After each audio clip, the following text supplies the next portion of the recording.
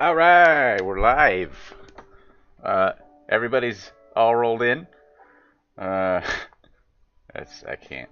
Um, uh, we'll start off with introductions real quick. Oh yeah. We hope we can provide a little entertainment for whoever watches this, and maybe a distraction from the stress of the last entire week.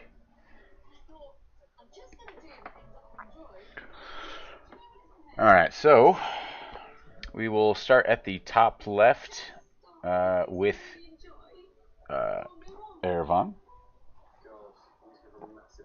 Who are you and what do you look like?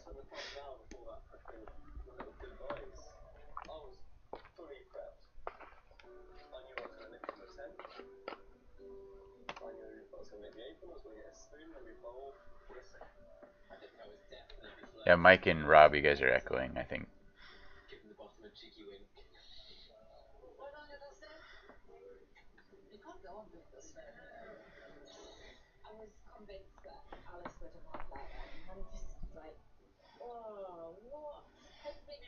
The metal armor. All right, next up, starting up top right, we'll start with red shirt man there. He does look hot.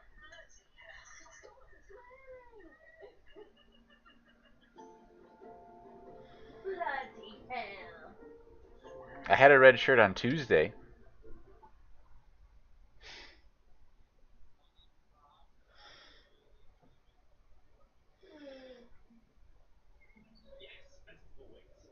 What do you look like?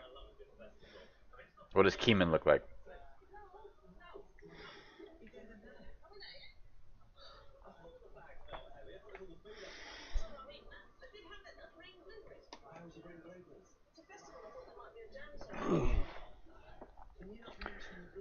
All right. Next up is Norman.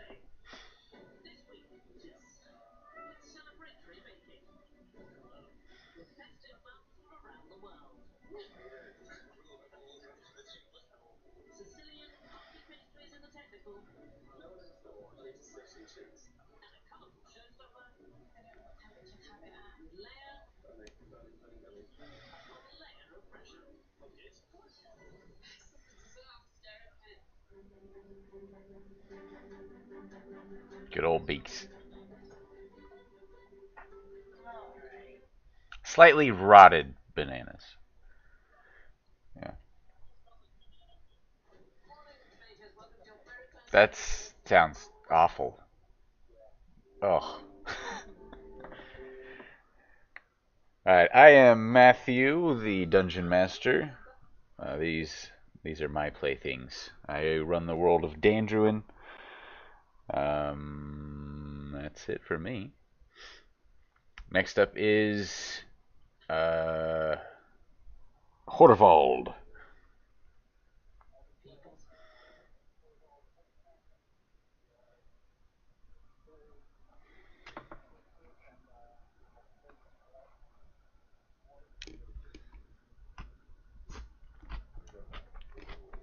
All right.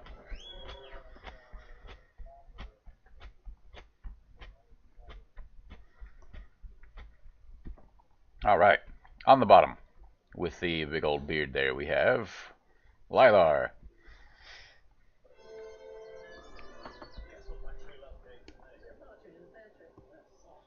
Xylosanct, right?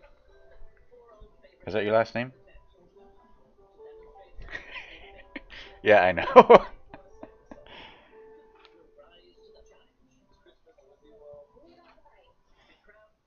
Do Does Lilar have a last name?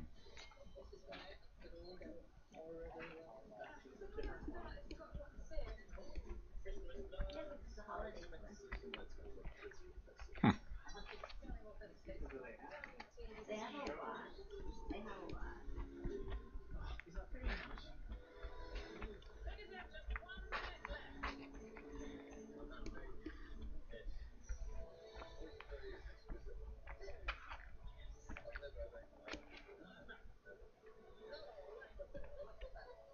Oh yeah, you did get that back.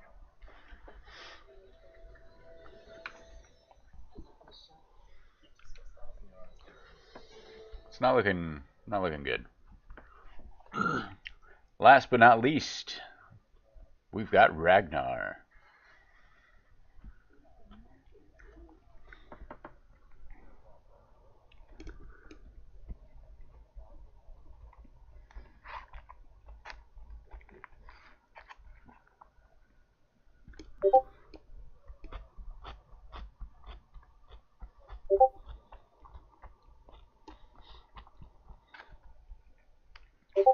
All right, that's everybody.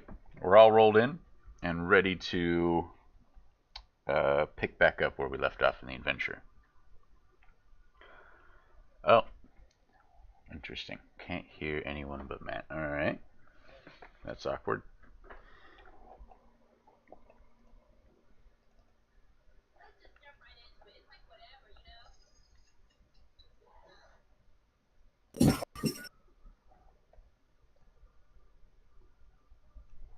We should be good now, hypothetically. Let's find out. In theory, working as intended.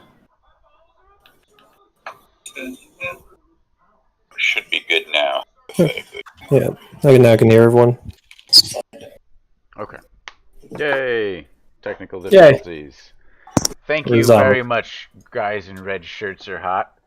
That was so helpful. There's 3 of us. Though mine looks orange with my weird lighting. I know that that's a red shirt. Do I need to go locate a red shirt? Yes. Yes, you Absolutely. Do. So is Das. You know, those was my master plan to wear a red shirt, and I didn't end up wearing a red shirt. I know.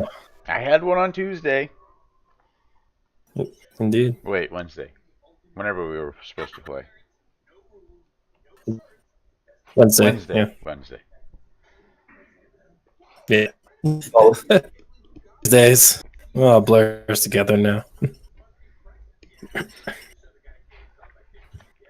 been a hell of a week. You replaced my chair. Yeah.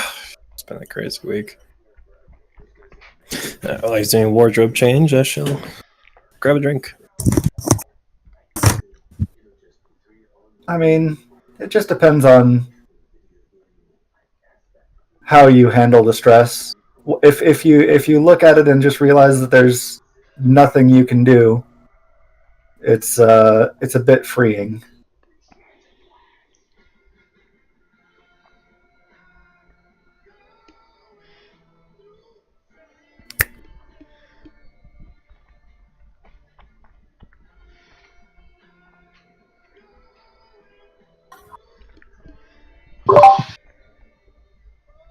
The camera definitely didn't switch places, and now people are not where they originally were. Don't worry about it. That definitely didn't happen. What'd you change your name to? Norman and Human. Yeah, that's why it moved. Oh, where am I? Although it doesn't really make sense since the way you're set up, it's Cayman and Norman. If you just put your name to and Cayman and Norman, it would go back to the same spot. That's true. That's how I got there in the first place.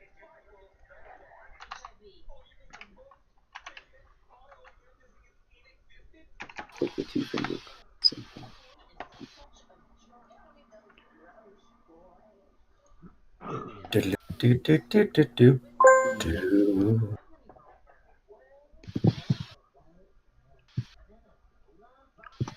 Oh, shucks. This is only going to work.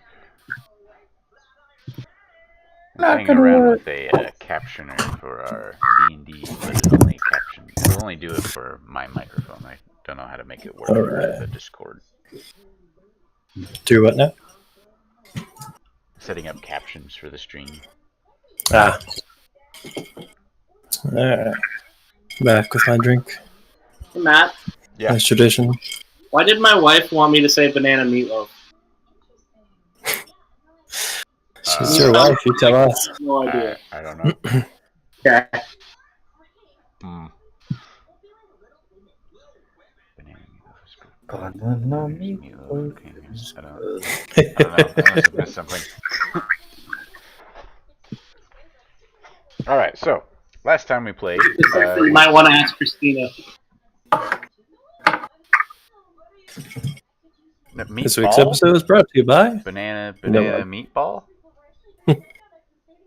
Meatball banana. Yeah, there's that. Did she put that on her thing? Banana Meatloaf. She must have put it on her thing. Did you put the banana meatloaf or meatball thing on your Oh, there you social go. mead? No, okay. I don't know.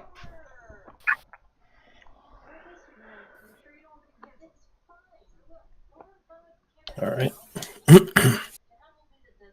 Wait. Did they both go to change into red shirts? Yeah. So wear red shirts. No, I think you should go change to red shirt. I mean, I was getting I would have told. God damn it. Alright, I'll be right back. All right. Yes. Excuse us while we do a wardrobe change. Thank you for your patience. Hello, Internet. This week's episode is brought to you by no one yet. Welcome to the Rob, Chris, Doss, and Brent Hour. Yeah, welcome. KYOT. Smooth jazz. The only thing that's smooth right now is this whiskey. Ooh, good ad. Good ad read. Thank you. I mean, it's not a good ad read. He didn't mention the brand. Oh, right. Really, the major part of the ad read. No free advertisement. This ad read, we're advertising for more people later. This is Right. what your ad read can sound like. Though for those that are curious, drinking Bullet Bourbon whiskey. It's one of my favorites on the more affordable side of whiskeys. Well, I have water in a flower. I have water in a water bottle from work. Oh, that makes sense. You're actually using the item for its intended purpose. And this is Vista. Vista. She's an attention hog. Oh, that's your cat's name. Okay. I have another cat. Well, used to have another cat named Sierra for Mac OS Sierra, and I have a cat named Linux in South Carolina. South Carolina. Well, I went there once. Same. It was for boot camp. It's like, Ooh. yeah, it's okay though. Could have been worse. Sip grape juice in the audience. I don't know shit about Carolina. Are the Panthers North or South Carolina? I have no idea. North Carolina. Florida's Jaguars. You enjoy your grape Oh. juice. Guys in red shirts are hot. No shame. Some shame. A lot of shame. No shame for me. How about that? Also, guys in red shirts are hot. If you're my sister, you just called me hot, and that's kind of weird. Yeah. Weird. Not that that's relevant. Hey, by the way, how big is Aaron's house that he went to go change into a red shirt and he hasn't come back? Like, Matt just left not too long. I don't know. He probably tripped over that big foot on the left of his screen. Wow. You. I'm not That sure. luggage foot.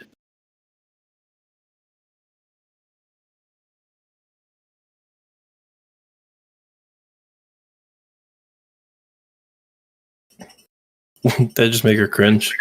Wait, why is Lilar in the chat but he's not on screen? Oh no, that's Brent. That's me. What are we talking about? It's me. Mario. Oof.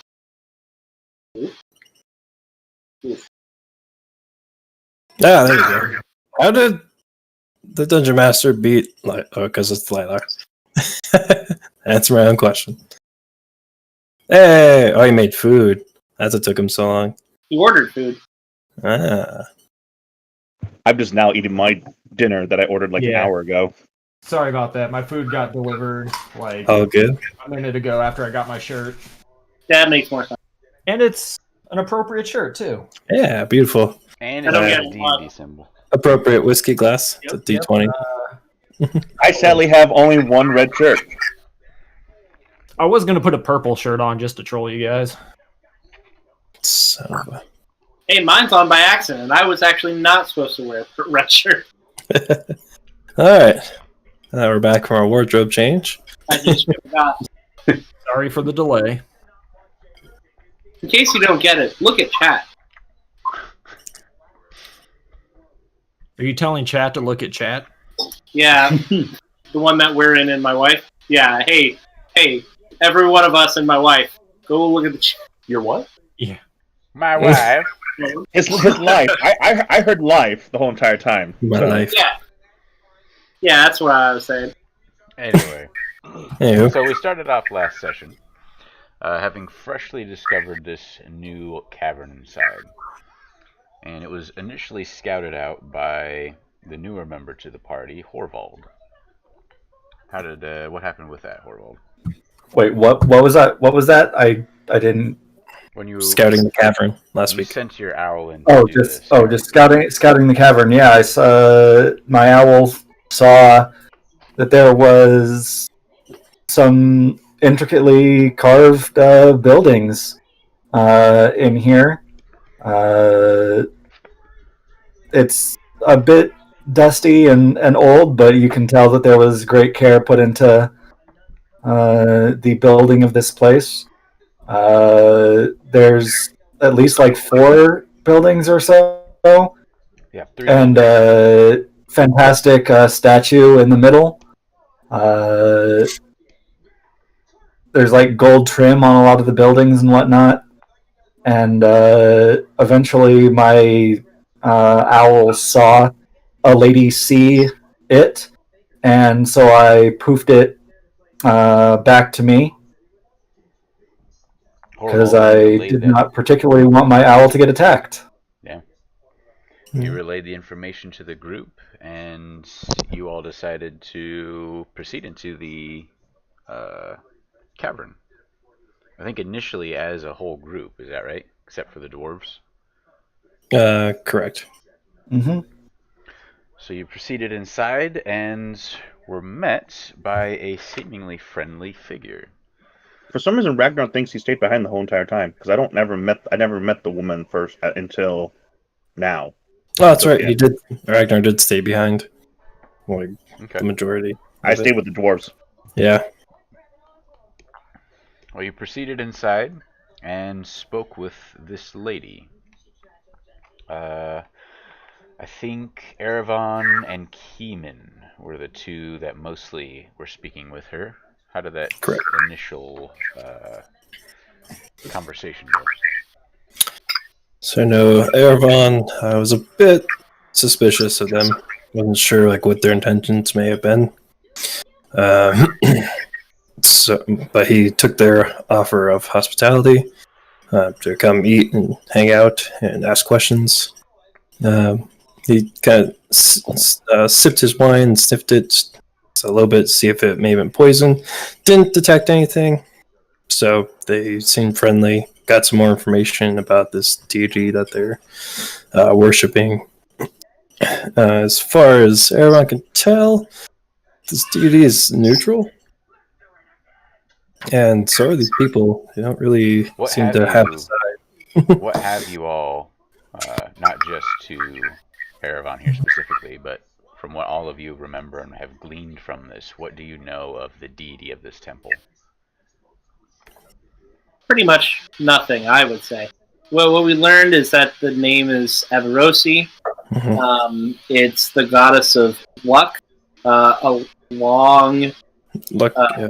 Deity of Although luck. we learned that this temple has been down here for a long time and seemingly lost, I think we tried to common knowledge it, and there was some record of Averosi, but nothing in the past century, I think it was.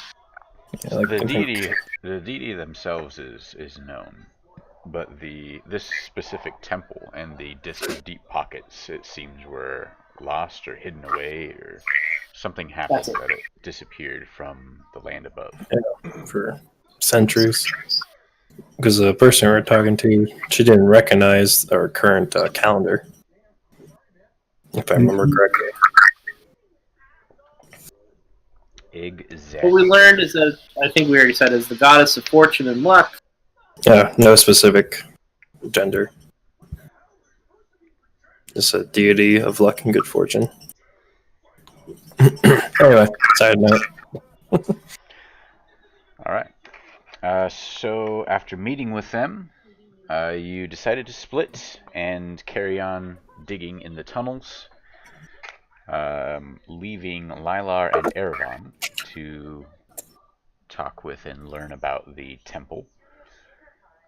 While Also horrible. And that's right. And well, after you split up, then you decided to send Horvald back, and Horvald rejoined with the group who was staying. You proceeded to the main temple building, and inside were introduced to the Disc of Deep Pockets, where you could potentially wager your soul or something worth your the worth of your life, essentially. The more that you put at stake, the better your odds as you spin the disc and attempt to win the, as she put it. Hold on, it was a good quote. The wager of a lifetime for the winnings of lifetimes.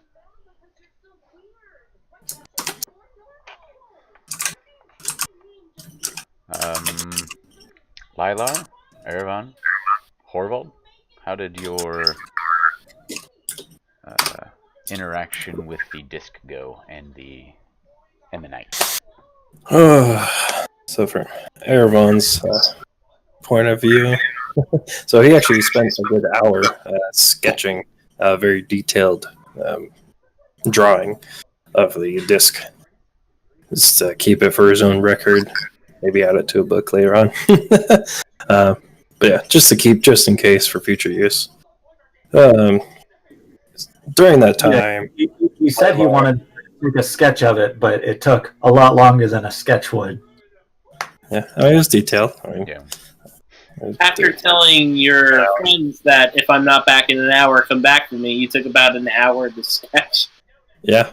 I wasn't expecting that initially, but he's glad he said that just in case. Nothing ended up happening as far as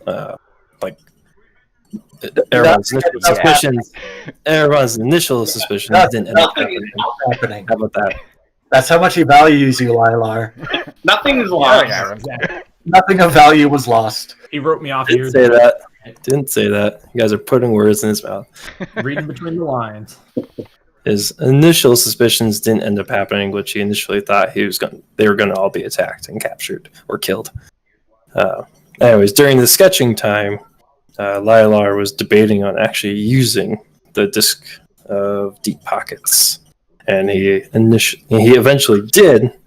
But before that, Erevan, was willing to give up his own soul to let Lilar live his life and to hopefully never be called by this deity. But Lilar ended up using his own soul. How did that hour pass for Horvald? You're muted. Yes. Oh, sorry. Horvald is not much for gambling himself. He kind of took a look at the wheel to see if he could figure out if there's any arcane significance to it, but he didn't really get much other than this was a somewhat powerful artifact. But he had really no interest in spinning it. He doesn't like to really leave much up to chance. And eventually he kind of fell asleep, dozed off over by the door after seeing that Erevan was taking a while with his sketches and Lilar was pacing around trying to decide if he was going to wager anything. So, Lilar, this very eventful hour for you, this roller coaster of emotion. How did Lilar do, especially after seeing that great big pile of treasure in the back? Not well. So Lilar has always had his interest piqued by gambling.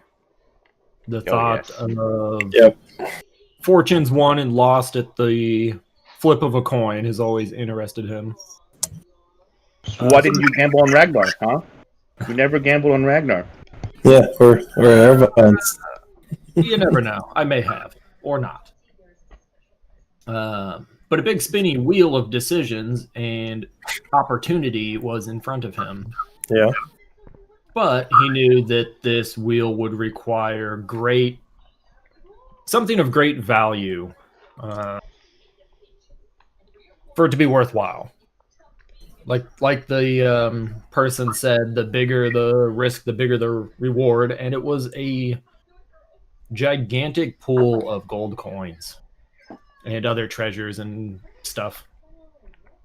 So many goodies. Lilar, having been through some events in the past, may or may not have had absolutely no wealth or anything of significant value on him, but had the idea of, been through some shit, done a lot of stuff. There's a lot of things attached to my soul, more than likely. That might be worth some value. Plus, if I win, I could have whatever I wanted, and I could do the one thing that I've been dreaming about ever since going through trials, however long ago with the purple mist. So he went for it, but it was not an easy decision. There was opportunity to utilize the soul of others, but he knew in good conscience that he could not do that. That this had to be something of his own accord, of his own. So I think that's something interesting because I think old Lilar, like maybe at the beginning of the campaign and maybe even to about halfway through the campaign, old Lilar would have taken that deal in a heartbeat. Oh, for sure.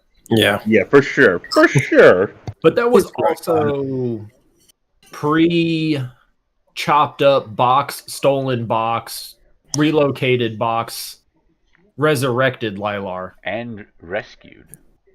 Yeah. Yeah, rescued they haven't yet. Pre-Golden Dragon Lilar. Oh, I thought that was pre-girlfriend Lilar, and then post-girlfriend Lilar was new Lilar.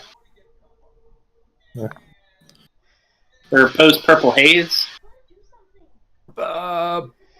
Post-Purple Haze was the start of Lilar questioning his end goal. Once he found out that his girlfriend was alive, he kind of changed his thought process, but after everything else happened, he knew, okay, ultimately I'm going to die on this campaign unless I find a way out to secure what he wants, which is to be with his girlfriend. And this was that opportunity. Yeah. So he made the sacrifice, gave a very awesome, epic speech that lasted maybe like 15 seconds. But it was well worded and it was fantastic. And then he flipped the wheel, or spun the spinner. You spin the wheel. You don't flip wheel, sir. You spin. Yeah. No, you definitely spun the spunner. Yeah, exactly. And away he went with his fate to that, and there was a big womp womp that I think that was audible in his head at the end. What did you sense, Ragnar, while you were tunneling with your dwarven friends around this time? All Ragnar remembers is, he's mining, helping, because we're mining basically to mine around this place, and he feels the connection, because, all these, our chosen ones have like a link, a connection with each other. He feels the link, Lilar gone. So his instant thought is something bad happened. Lilar's dead. So, kind of in a rage, he goes storming into this place to go find what happened and seek either, vengeance or, something to save his friend Lilar. Or he thinks his other friends might be in trouble too, so. Very recently, Cayman and Norman had headed back to return to the temple and find out what was going on because it had been an hour and they were like, okay, where the hell is everybody? So they got back. Norman was waiting outside. Cayman went inside to find out what was going on. Cayman, you actually witnessed the Lilar spin, right? Cayman not only witnessed it, he walked in and offered to give up one of his prized possessions, a religious home. And then Erevan tried to convince Lilar to stop, and tried to convince Cayman to convince Lilar to stop. The Cayman let Lilar do. Well, it was interesting because each of you kind of offered something. Cayman, you offered the book. Erevan actually offered his own soul. Yep. Horvald, I think, put out that they were willing to put up a little gold. And then, out of character, mentioned their magical items.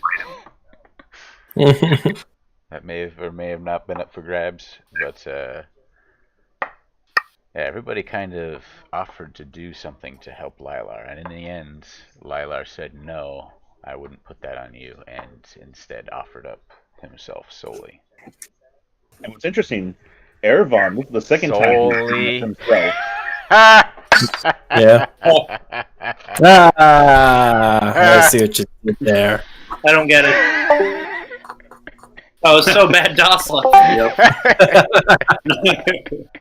Yeah. Dad jokes for the win. Yeah. We've corrupted him over years of telling puns. That was good. It was good. It was good. I like That's it. what everybody says when they make them, Matt. Right. So we've corrupted him successfully. Good job, guys. You've broken the DM. Okay. All right. So, forget. And then I'm pretty sure near the end, Norman walked in and wanted to offer his soul as well. So that hasn't happened quite yet. Cayman, after wrapping up there, Cayman went out and told you to return to Ragnar for some reason. Right. And then I came back and Ragnar was running towards Lilar because he felt something happen. Yep. And you were like, everything's fine. I don't know why you're freaking out, but I'm going with you. Specifically, what he said was, "Oh, Lilar's dead? Yeah. Crap, let's go." Specifically, Norman was supposed to go tell Ragnar that everything was fine. And then encountered Ragnar and didn't tell him anything. Well, because Ragnar was sprinting and was like, Lilar's dead, so he's just like, okay. Like, yeah. I just saw him, he seemed fine, but alright. Alright. So by the time the two of you re-arrived to the cavern, the rest of the group was already filing out. Lilar, I think, at the very tail end, and followed by the priestess, the Ammonite. Ammonite. That was a Deprav. Ammonite Deprav. That was my best attempt at spelling. So Ragnar and Norman returned, got the down low on what had happened, and Norman, not valuing his own soul very much, offered it in exchange for a spin of the wheel. I think that's where we left off. We left off with Ragnar also demanding to do so. Alright, so we will pick up then.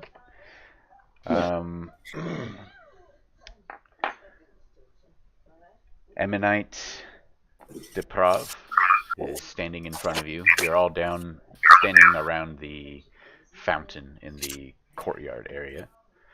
The broken fountain. Emanite, Deprov standing before you, the guards on either side.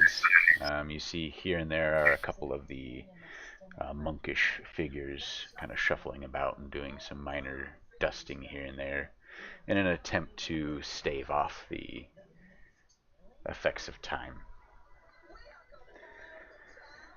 Well, 2 more offers for spins. This is quite an eventful day for us. Perhaps Averosi is smiling upon us after all this time.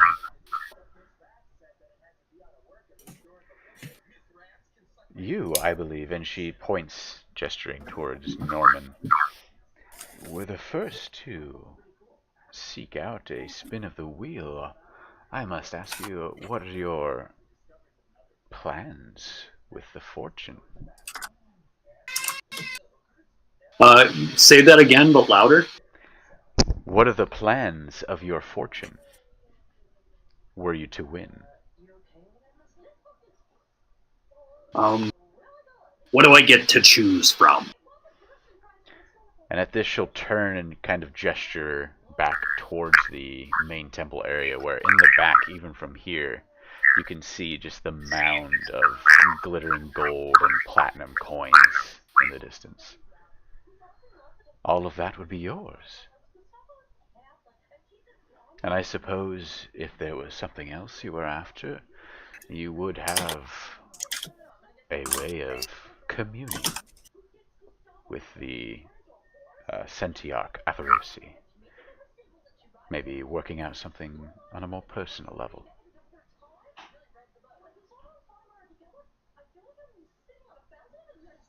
Can you double my lifespan if I win? That is a question for Averosi.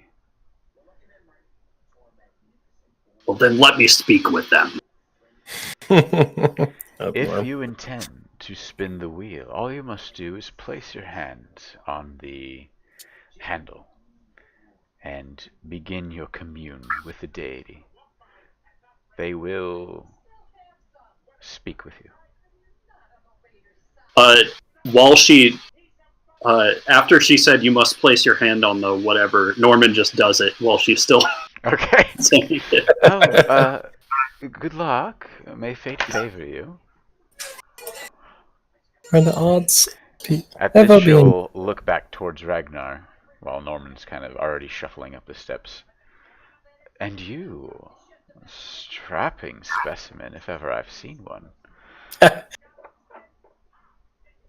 What do you seek from the treasure? From the No ruins? treasure. Lilar's soul. Oh, how noble. Well, like I told your friend there, all you have to do is place your hand on the handle, make your offering, and spin the wheel.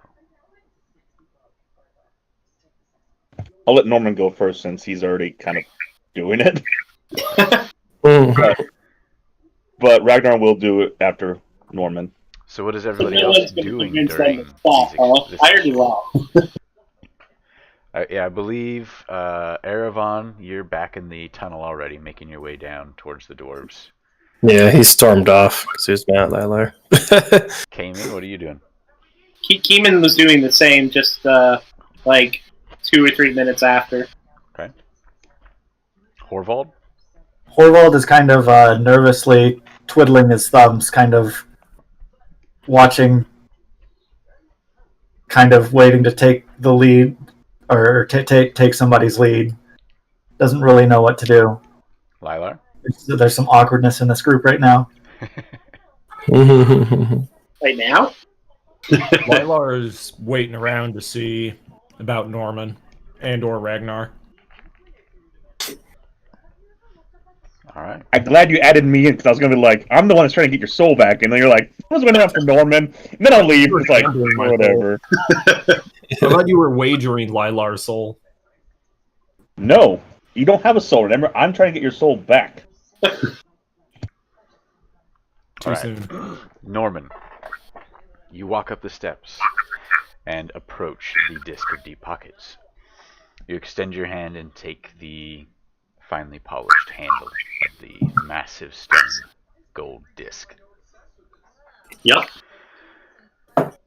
You ready yourself, hand on the handle, prepared to spin it, and in your mind you feel a connection, a dark force, a dark energy, a power vast like that of a black hole. And rumbling in your mind, like the sound of thunder, a voice speaks to you. What do you seek? Oh boy. And what do you offer?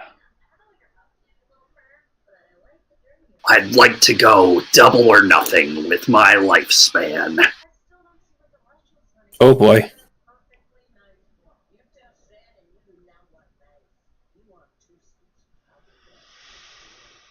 It's a saying, right? Like, it's a betting thing? I don't know. Yeah. What does he offer? It's soul. Oh, Nothing. his soul. Yeah, okay, that's right.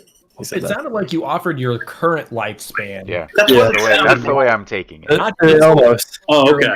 Yeah, it doesn't sound like you're offering your current lifespan. Right. Your whatever you have right now. Whatever's remaining.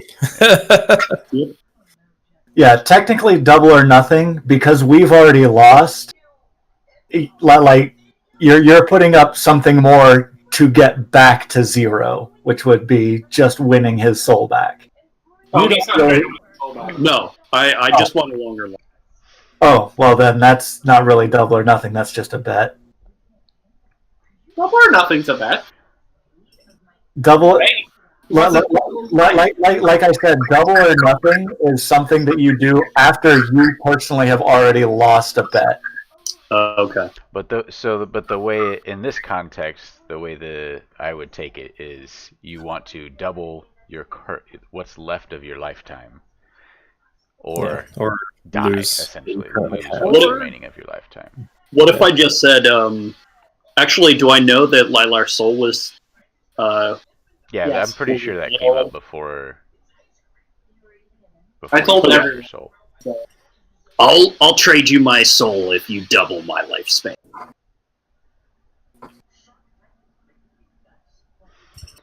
This doesn't sound like a gamble.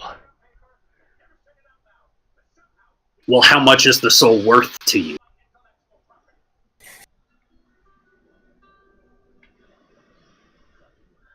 What did you say? Just a soul? My soul. His soul. You gotta pay the troll toll if you want to get into the You Norman soul. hear the thunder, the rumble, whether it's like a clearing of throat or a sigh. After a moment, it says, It's Matt Averosi. "Your soul is of great value." Oh. Well, thank you. I love Norm.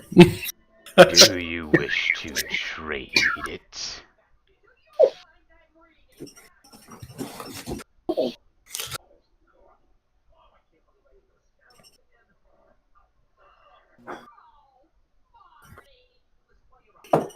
If you win, I will give you the Lilar's soul.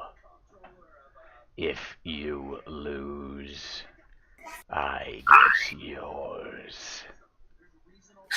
Oh boy. Wait, does that mean like I would possess his body? No. It would be kind of weird that I just all of a sudden become Norman. Lilar yeah. and Norman are in Norman's body. Oh gods. Ooh. Kind of cool. I had a campaign like that. 2 souls in one body. Anyway. It'd be tough to So- roleplay, but No, I said go left, not right. We're going left. The thunder sounds in your mind once more.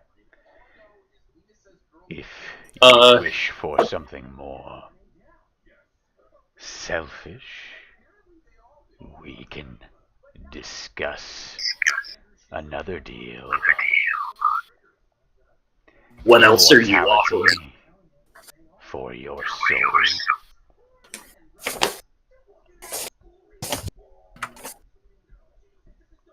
Norman's not really interested in Lilar's soul.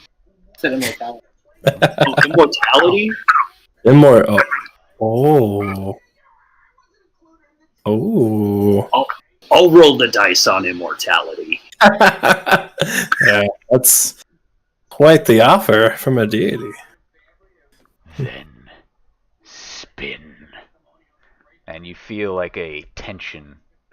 Your arm has been rigid as you've been communing with this deity in your mind. And to those who are watching, only a few seconds have passed as this discussion has been going on. And after a moment, your muscles untense. You feel the vast power kind of dissipate from your mind, and you are able to spin the disc.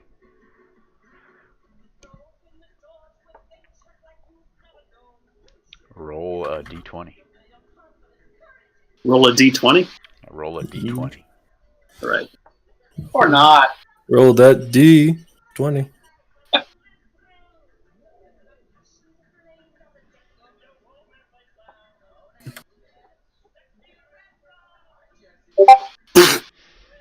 Oh. Oh boy. No. I lose a soul.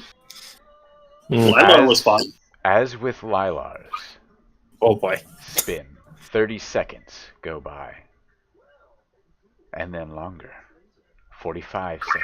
60 seconds. A full minute passes as this slowly twirls and turns. Some great bearings.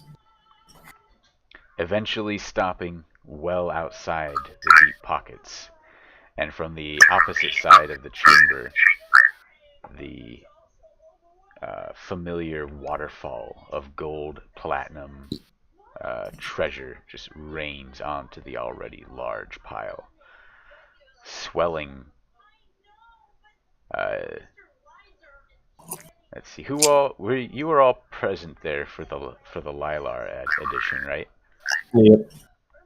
It's about Ragnar is not. It's about Ragnar the same knows. amount of time.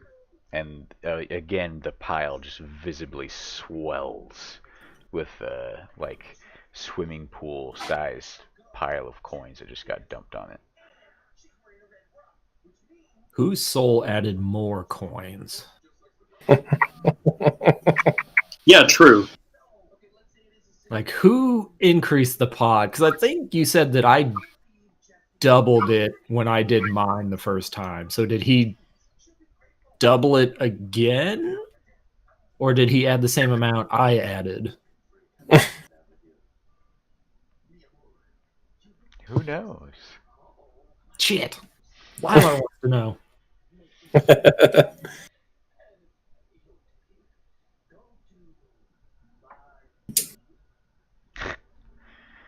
I mean, you can roll a perception check, I suppose. See if you can try and tell. For sure. Maybe approximate it based off I gotta find my character. the length of time that it was raining coins. The girth of the stream of coins. I just need to calculate the math over time. Horval got a grab his other character sheet. Horval got a 14 to see who added more, but regardless, he's not going to say anything. Nice. Natural 20. Why couldn't I roll that when I was gambling my damn soul instead of the 16? That would have been good, yeah. Yeah. Damn. I was one roll away. Lilar. You should have used Averosi. Oh. He's developed a lot.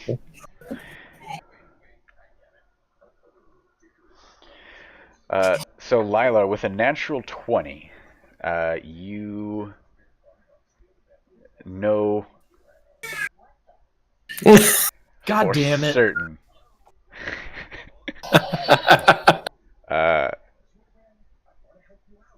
the numbers were very similar.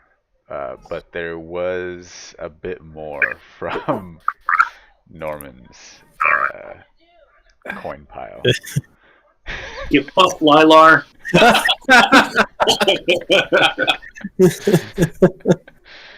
It was a lot either way. You know, like the amount of coin added was massive, but you're pretty sure Norman's was a bit more. The amount doesn't matter. They were both massive and girthy and well appreciated.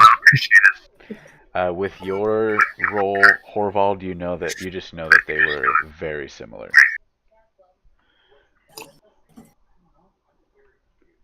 Close enough that it may not matter, but it may matter to some. Lilar will not speak of the difference that he noticed. He will just have a evil eye towards Norman and be very grumpy looking. Fair.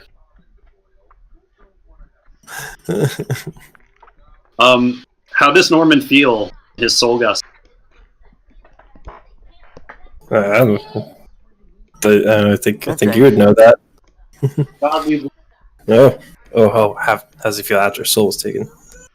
I heard half of that apparently. Hold on. Please hold. Took a bite at a bad time. God's eating currently. Oh. Even gods have to eat. Yeah. And drink coffee. Right. Yeah. Or whiskey. That's why God I invented doesn't sleep enough hours in the day. All right. So in your head, post disc spinning, the rumble and the sense of vast power returns for a moment, and the voice speaks in your mind once again. You have your years, but your soul is mine. I will call for you. That's it. Can Norman reply or just like sensate? After it says that last word, the presence kind of begins to rescind from your mind. You could try and say something in your mind to it, but you can feel its presence leaving. It may hear you if you say something. Nah. Okay. Norman steps back or walks back down the steps, kind of checks himself. Yeah, other than having weird voices in your mind, everything seems completely normal. Well, I guess a soul is worth. Is it though?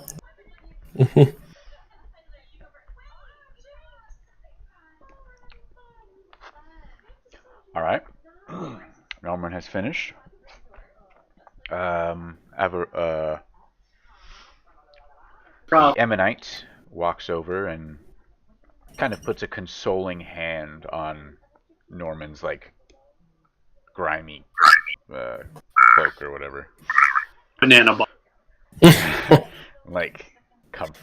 Just puts a comforting hand on your shoulder. I am sorry, but it doesn't seem as though fate was favoring on you today either.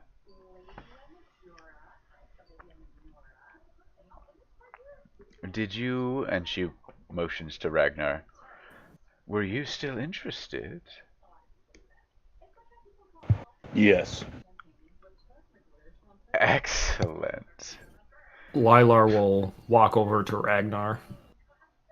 Hey, Ragnar, you don't have to do this. This was a decision that I made. You don't need to go down the same path that I took. He just wants to know how many coins his soul is worth.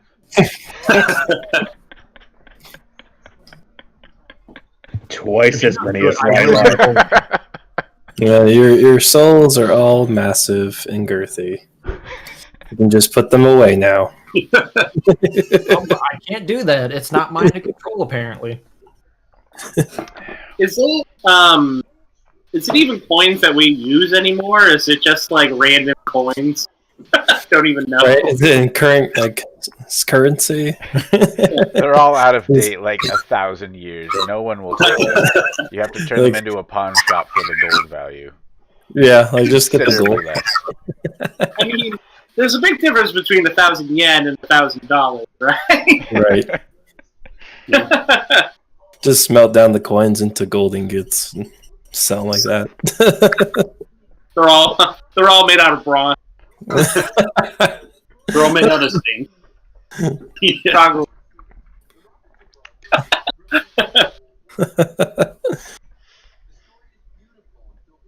I shall approach the wheel. Oh, Ragnar. Ragnar's going for it. Oh man, I strongly suggest don't. That's gonna be so pissed when he finds out. How many of you? I mean, if we're talking about selling our souls, you were the one that started the trend. But I have a valid reason. Or so I thought. Yeah, like, I guess in Nylar's Do I eyes. just did a chance of getting a worthless soul back? Apparently not worthless. Place my arm on the wheel. Both by your friends and apparently by a deity. Ragnar I steps would forward. no, don't. You probably shouldn't. It's okay, Ragnar. We'll figure this out. And We've been I- through worse. Place my hand on the wheel. Oh man, Like- here he goes. Player question. What is Ragnar's AC? 21. Oh, wait, no, not AC. Sorry. There's no way I would be able to do anything against your AC. Charisma because- save, I think, is what you're looking for. Pretty sure. Wisdom save. Charisma. Charisma. I remember The whole person? Lilar's spells, and I think I know. This I doesn't mean, Eldritch Blast, didn't you take the pushback effect on it? And I do You'd have to hit him. wounds. Ah, You'd have to hit him, so it would never work. Because Exactly. Yeah. I've used up I mean- my one natural 20 for 6 months. It hits your quota. he's generous with 6 months. That might be the first 20 I've ever seen you roll. He's had a few here and there over the years. It's always And I was on a dice roller too. Wasn't actual dice. Okay. Yeah. So as Ragnar puts his hand on the wheel, like he's going to proceed, Lilar will reach out to touch him and say, "Hang on, Ragnar. Come with me. I want to talk to you real quick before you make this decision. I will Ragnar. let Yes. you make the decision if you choose to, but I would just like to talk to you real quick, away from this group for a moment." This seems like throwing good money after bad. This is how their gambling addiction started. So Ragnar, you move forward, like you're reaching out to take the handle, and you feel Lilar's small hand kind of like tug on your other arm for a moment, and like, you know, he says, "Let's talk." I know what I'm doing, Lilar. Don't worry. Just And I place my hand on the wheel. Yeah. Yeah. Horvald has just been like kind of audibly muttering over by the door this whole time. Just this seems like a bad idea. No You one's guys listening probably to me. shouldn't do that. When, I mean, Can we go now? You guys should stop. this could have been easier, Ragnar. I don't want you to go through this. And I will cast Hold Person. I knew it. It was wisdom save. It is Wisdom save. I was going to do something completely different Oh, okay. at first, but All right, Ragnar. Definitely roll. how you think. What? Kevin? I thought he was going to banish. Ah. That's what. Ah. no, So we were both right. it was a toss-up between Hold Person and Banish. I was going to Dimension Door with him. Ah, Ah, I nice. needed him to be willing to go with me somewhere. Right. Ooh, I don't think that's enough. The save Ooh. was 18. Ooh, he fails. Oh, snap. Hand almost to the handle of the disc. Ragnar freezes.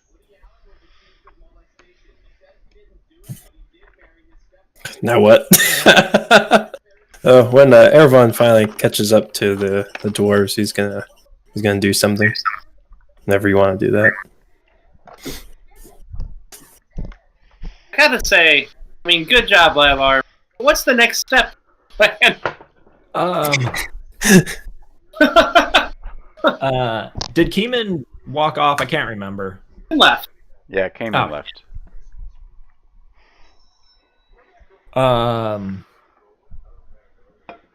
Hey, Horvold, you wanna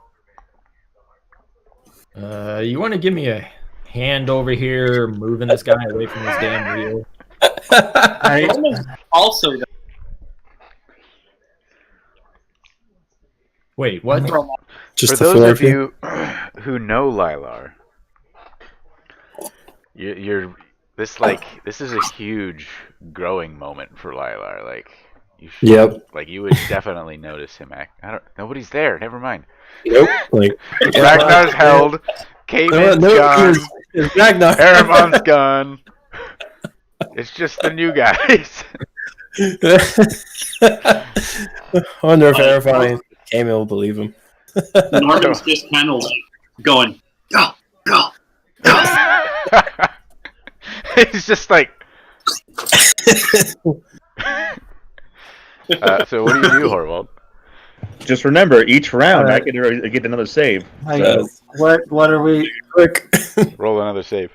He's really big. I'm not sure. Like, And that's what she said. This is true. This is why I'm asking for help, and like I will begrudgingly glance at Norman. I'll try to help, but It's so far. I mean, Well, how much does Ragnar weigh, lot. roughly? Like 290 pounds. Yeah, he's a big dude. Hold on. Yeah, but how much weight you carry? At this With moment, with gear, he's probably at like 320-ish. hold on. It's a lot So, of weight. Lylar, you have successfully held person on Ragnar. You quickly looked over towards Horvold and probably Norman too, but saw Norman who was like all gung ho about it, so he's probably not any help. So you turn back to Horvold and motion him over. Horvold's like, I don't know if I want to. This is like I'll try, but I'm not very strong. starts making his way towards you, and as he's making his way over, Ragnar kind of shudders a bit. You can see him fighting it, and then the Ammonite takes a step forward, her hand outstretched towards Ragnar. You should not. Hey, interfere Rob with and Mike, those. can you guys make sure you just mute yourselves when you're not actually talking? Because we're getting A lot of feedback. Yeah. echoes a lot. The Ammonite outstretches her arm towards Ragnar and speaks towards Lylar and the now approaching Horvold. You should not interfere with those that wish to turn the wheel. And her smile has grown a bit, becoming a bit fixed on her face. Mhm. When she says that, Horvold will back off before actually taking a hold of Ragnar or anything like that. The big like- clanking plate creature that follows her around has taken like 2 steps forward. Clank, clank. Its massive two-handed axe is out and up in its arms now. Oh boy. And it's just standing there, like, at the ready. Lylar would look over. I agree, but the issue is he is not acting under a calm mind. He is acting out of rage and anger. You would never know because look at him. You could never really tell, but I don't think it would be fair for Ragnar, both what roll he is another wagering. Do what? Ragnar's rolling another save. Oh. I don't think it would be fair or proper for him to roll outside of his own clear thoughts. I don't think I would guess that the Roll a Deborah, persuasion who's check. the deity. Roll a persuasion check for me. Just keep on talking for a minute so I can break the spell finally. Oh, get out of How here! long does the hold person last? A minute, Okay. I believe. I believe it's Uh, a minute. 1,000. Switch up to 1 minute. Persuasion. Is it 1 minute or is it 10 minutes? 1 minute. 1 minute. Yeah. Nice. Also, as a warlock, 7 you're a warlock, right? Yeah. You basically had to upcast hold person. Did you target any? You didn't target anybody else other than Ragnar? No, just Ragnar. Okay. So that's 7 more rolls to go. Worst case. It's been about 30 seconds. Okay. Now, side question: Oh. Is Ragnar? Because he's hold person, he can still hear everything that's going on, Yep. right? He just can't do anything about it. Yep. Okay. All right. So you 23 with persuasion. The Nice. Ammonite relaxes out of her hostile pose she's kind of been in. Takes a step back and ponders. Ragnar, roll another save. Horvald at this point has retreated almost all the way back to the door. Ooh, natural 1. You are out for the rest of the Oh, No more saves. damn. Oh, All right. that's unfortunate. All right. So after that, she looks back down towards Lilar. Hey. Why is she looking down on me? That's rude. Short. Because you're short. Just say it. I will allow you to take him down and into the courtyard, or perhaps into the building where we shared our meal, and you may speak with him there. But should he still be interested in turning the wheel, you will not interfere. And she looks you like dead in the eyes. Or there will be trouble. Understood. I am doing this to make sure that things are all done in clear conscience. I made my decision. You can tell you have about 20 seconds, and it's ticking. As I'm attempting to 15. put Ragnar on some rollers and move him, because I don't think I can actually pick him up. Because that 10 times your strength is what you can carry? Yeah. Well, before I can carry about half of Ragnar. Can I put him on a dolly and wheel him or something? Do you have a dolly? Just grab my shoulders and drag him. It's fine. Yeah. Take his bag of holding, slip him inside of it, and then walk away. Just put half of him in it. I can carry the other half. We're good. But while saying that, I would be attempting to move him like a bookcase and walk him towards the courtyard. Right, so you're dragging him very slowly, maybe. If it looks like the Ammonite has really given us permission to take him away for a moment, yeah, I would hurriedly go up and try to help. Alright, so we'll say by Lilar. the time the hold person spell wears off, you are at the entrance to this particular temple. Horvald is aiding Lilar in kind of scooting him out the front door when the spell would wear off. So Lilar, are you going to try to reapply the spell, or are you going to let this, or are we resolving this? That's right. Use the last spell slot. I have a question, just so I can picture this. Horvald, how tall are you? A little bit under 4 feet, like 3'9", 3'10". How tall is Lilar? About 3 feet. How tall is Ragnar? Like 6 4 foot 2, 5. 6'5". Oh my 6 god. foot 5. Both of them have a leg. Horvald is short for a dwarf.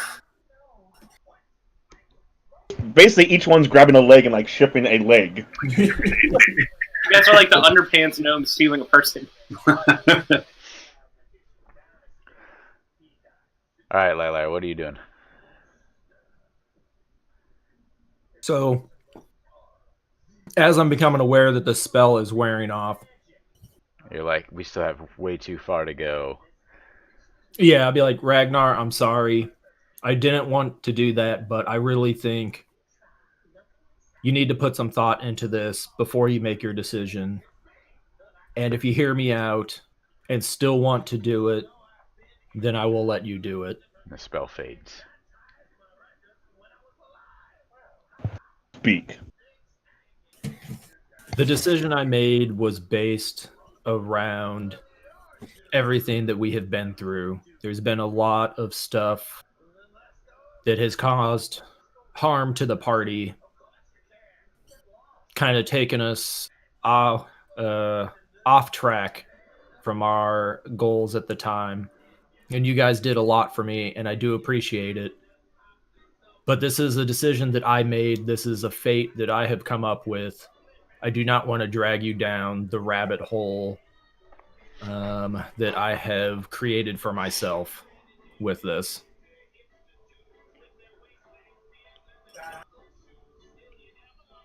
I have a strong feeling that Torm is on my side.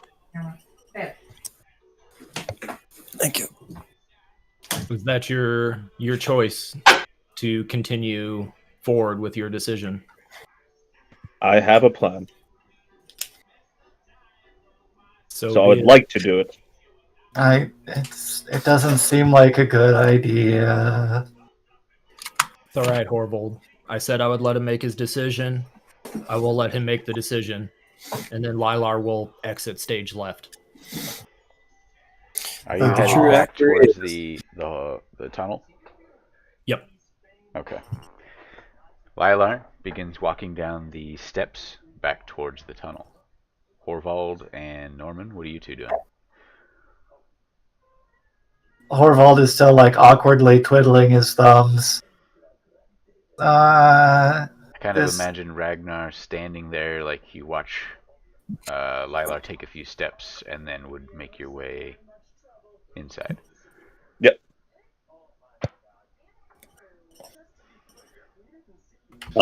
I guess Norman would just eagerly be awaiting for Ragnar to come back and spin. If it doesn't seem like he's going to, he'll probably exit. Okay, so Norman's still inside.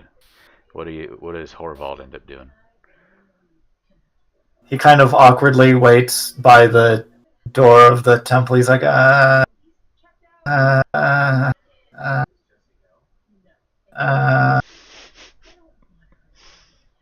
probably, you probably shouldn't.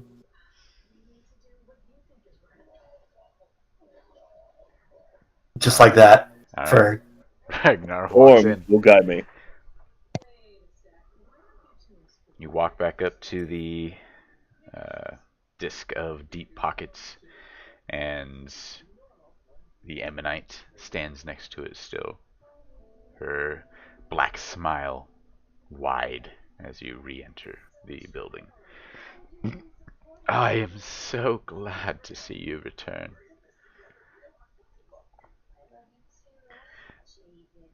I Let's get assume this you over are with. here to spin? Yes. Excellent. She gestures towards the wheel. Steps Uh, inside.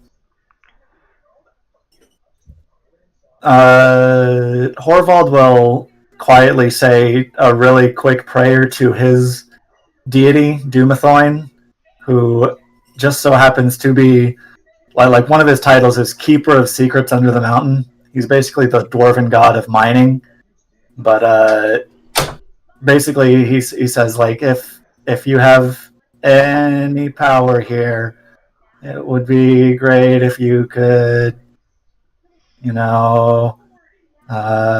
do something, please. All right. Ragnar, you step up to the disc. Yep. And right before I put on it, I kind of mutter to myself, saying, "Torm, give me the strength to do what's right." Roll a religion check. Nice. Natural 1. No. I mean, let's see here. All right. Do. Oh yeah, I forgot it's Ragnar. It'll be a 20. What are you speaking about?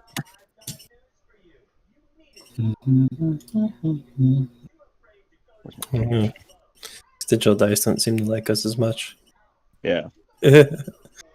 I don't know. It likes me because I still roll shit. Yeah, I like it. It's liking you. Oh, buddy. Oh. I feel like DOS just needs to go back to using like real life dice. I think. Yeah, it just get him on camera and we're good. You need Right. that 20 that Do you we have. have any inspiration? Anybody to spare inspiration for Oh, Doc? man. All If right. Faravon was there. That's it. To reroll, Matt. What's I that? have inspiration. Can I use my No. inspiration? No. No. On the Well, artifact. you can use inspiration for the religion check. That's what I'm talking about. Yeah, totally. Yeah, you can if you have inspiration, go ahead. I'm not talking about the will roll. I'm talking about the religion check. Yeah.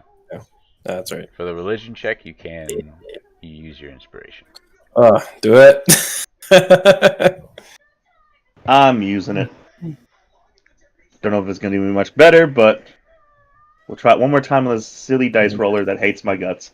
No, I want to use real dice. Just aim the camera down. Or get a second camera. I'm actually going to grab my dice here after I make this roll.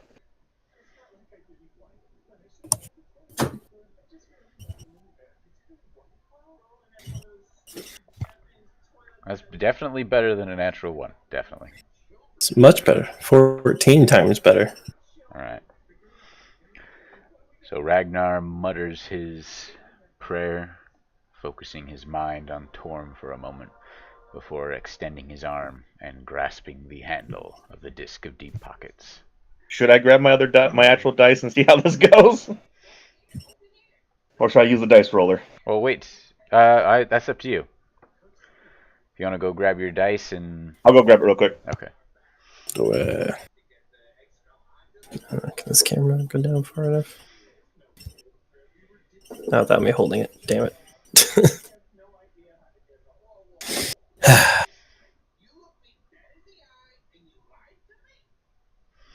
I'm going to grab some more coffee. I'm gonna go get a whiskey. I'll be back. Do it. Ooh, I'm gonna make a Oh! Moscow Another Mule. whiskey. Do it. I will take a whiskey also, please. Or some bourbon. That's also a whiskey. Now you're making me want to go get one. Damn it, I'll be right back too. Do it. Yeah, come on, Rob. Get some whiskey. And Chris, if you like whiskey. I'm going to do a refill. Oh, you guys are getting drinks?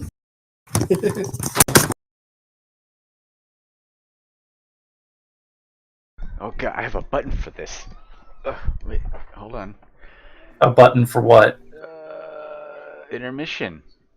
Oh, just gotta put this up here. There we go.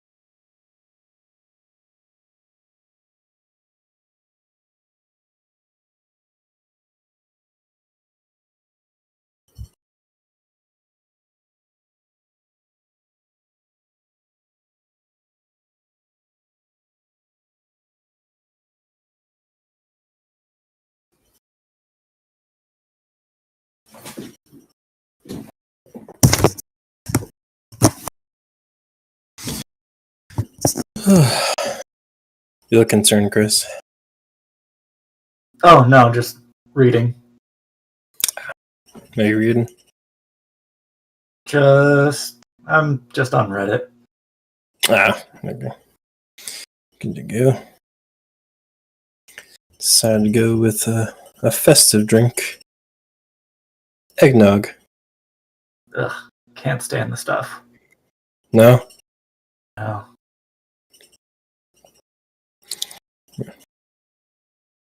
If I have a drink, it'll usually be some sort of dark beer or something in the whiskey, scotch, bourbon family. Nice. Good to go. Yeah, I can't really do beer. Got really sick on it when I was younger. But yeah, I like my hard stuff, like whiskeys, rum, vodka. I don't know if my plan's going to work, Tequila. but I'm going to try it. I'm going to try it. It's traditional eggnog, so it's got bourbon and rum and brandy in it.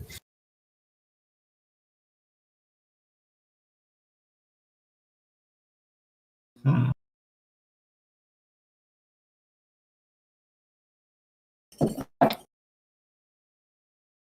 It's that one. Did you roll another one? That Ragnar? There's no way you rolled a 1. I think you just placed it. I didn't see if you rolled it. Oh, I didn't roll. No, I just put Okay. it was a placing. What'd you end up getting, Keeman? Whiskey and Dr. Pepper. I don't know the brand of whiskey because it's Mike's whiskey. What'd that whiskey ever do to you? You don't like whiskey and Mike Coke? Or... Wazowski. No, I do. I mix like bottom shelf whiskeys because they're not good on their own. What are I you think drinking? it was a nice whiskey, which I realized after I poured the Dr. Pepper. Is that a White Russian? No, it's traditional eggnog. Ah, Ooh. gross. Oh, you don't like eggnog either? Not a Honestly, though, it's kind of That's right. fun to mix some higher shelf whiskey with Coke or whatever, just because it pisses off whiskey snobs. I'm not a whiskey snob, but It's a nice whiskey. I like drinking Oh, higher shelf I mixed whiskey. it with Dr. Pepper because I didn't think about it. Mixing it. Oh, I'm sorry. I mean, I generally enjoy the higher shelf stuff without Coke or whatever, but sometimes, like, Just to piss someone off. but if it's gonna piss off some fucking douchebag snob about it, Absolutely. it's kind of funny. This is the High West Rendezvous Rye. If anybody knows whiskeys, I'm a rye person for some reason. I've had a few ryes. I like Bullet's rye. That one's pretty good. Yeah. That one's really good. Bullet's usually my go-to when I'm out drinking. Yeah, same. I didn't feel like opening a new bottle of Bushmills, so I just went with Jameson. I like Jameson. It was already open, and it's been Right. open for a while, so I was like, all right, Might as we'll drink some. I already got some rocks ready to go. Yeah, might as well. And now I've got a new bottle of Bullet that I didn't want to open, so I just went with the eggnog. Save it for my party tomorrow. I have a master plan, guys. Don't worry. Like a I natural mean, one. you say that. I mean, my plan's not good for me, but it's good for. So, what are your guys' thoughts on Lilar As a player or as a character? as a character, not as a player, Dick? I mean, I've known you for like a day, Yeah, maybe two. it's been a couple days now because I think the boat ride. That's why I said maybe two. Yeah, Like it, So, like the Lilar character from the view of a player. from the view of For a those of you player. that have like known Lilar for a while, It's like how for me, different is he now than What do you I mean, to be fair, even as players, like I've only heard the stories of what Lilar does, and the way you've been playing him has been a bit different. Yeah. Lila, he has changed so much since. I personally don't know. I feel like you might have grown a little, but I feel like the Lilar underbelly has always been like one where he doesn't really care about himself, but he'll care about others even to a fault. Because that's what your whole relationship with with Derek's character, whose name was Ellis. Ellis. That was your whole relationship with Ellis, is that you cared about her so much. You Yeah. would have died for her. I don't feel like this is much different. The hold person is the only thing that I feel like is a sign of growth to me.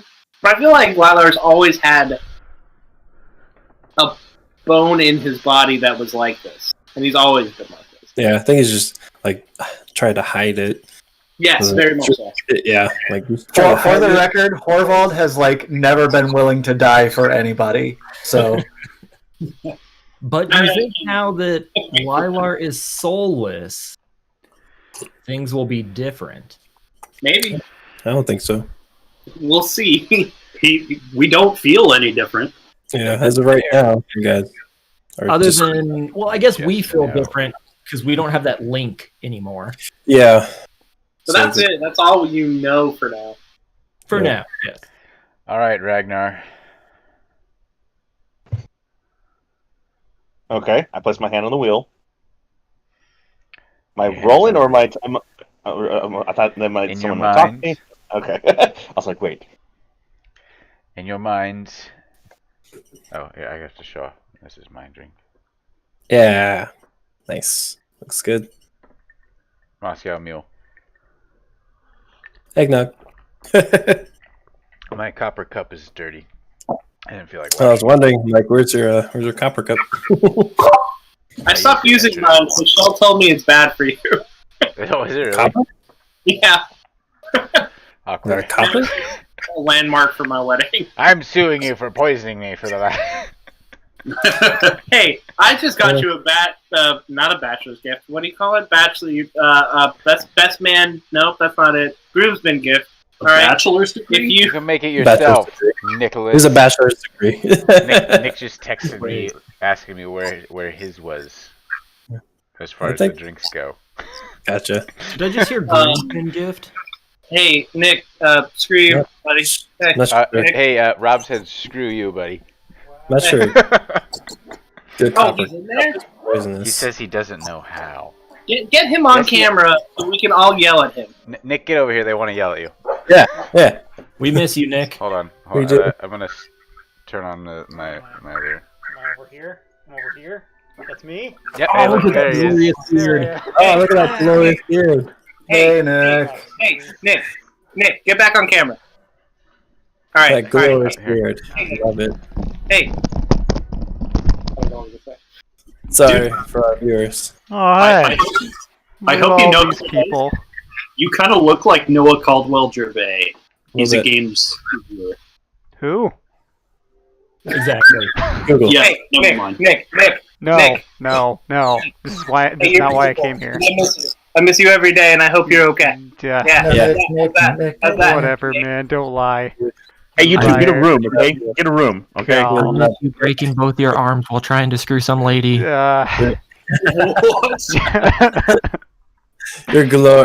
Your glorious beard. Thanks. Yeah. Thanks. I'm probably gonna go and shave it off any day. No, don't do it. No, Don't do it. Don't do it. It's Don't probably do gonna it. go. Get out of Don't here. do it. Get out of here. Get out of here. Get out of here. You little bastard, don't do it. Who's this bottom right person? Oh, That's Doc. us. Wait, It's dice. there you go. Roll a very important. Yeah. Oh, okay. I gotta roll dice, so I gotta have the camera so it sees the dice. Like, Well, huh, wow. people have changed. They look more like I the dice have now. I've always been. Anyway, so All right. Bless you. Thank you. He was. So I see an orange shirt, two red It's shirts, red, a red actually. shirt, a maroon shirt. We're all like reddish shirts. These aren't red shirts. Mine's actually red. Reddish. Not just have to be red. They're reddish. Mine's red. Just the lighting makes it look Brent, orange. I'm a little colorblind, but I'm pretty sure your shirt is orange. It's It's definitely not. It's orange. red. That is a solid. The lighting is making it look orange on camera. Yeah, But it- sure, sure. In either way, it's related. Sure. Anyway, I guess I gotta go and make my own Moscow Mule. Apparently, Crafty Yeah. needs to make his second one because he's already drank his entire one. So I like your pajama pants. thanks. I didn't know if you guys Matt's could supposed see to it make me through the one. thing. Matt was supposed to make me one on Tuesday. No, he wasn't. Yeah, he was. He was supposed to make me one, and I'm still waiting on my drink from him. Oh, let's see what's going on here. Ragnar makes a religion check. Okay, all right. A wisdom save. All right. Another religion check. What? You know, Nick, you're actually God right now. So, is there anything you Yeah. would like to do? Oh yeah. Yeah. Hey, can we have our souls back? Yeah. Rob's Just say character yes. died. Oh, shit. This escalates so quickly. Yeah, that sucks. That's a That's real what you get bummer. for putting him in. See, Rob, that's what you get for putting him in power. It's like, oh, yeah, he's dead. He's cool. He's dead. He's okay. When he first appeared on camera, I told him I loved him, and then he killed me. I mean, these things happen. I get it. Let's see. Does Aaron's character get his soul back? Definitely not. No. Okay. No. Oof. Ooh, Yeah. can I have his soul? You can go and put all the thumbs down you want. It's not going to change anything. So. Oh, look at you. Bearded people have to stay together. Your beard is pathetic. Look at this. Oh, yeah. Yeah. It's my beard. It's Yeah, been a whole, yeah, been a whole whatever. week. Nobody needs to see that. Put it away. Nick, you look like if a baby could grow a beard Thanks. and have 4 eyes. That was the look I was going for. You The somehow baby look. still have that baby face with that glorious beard.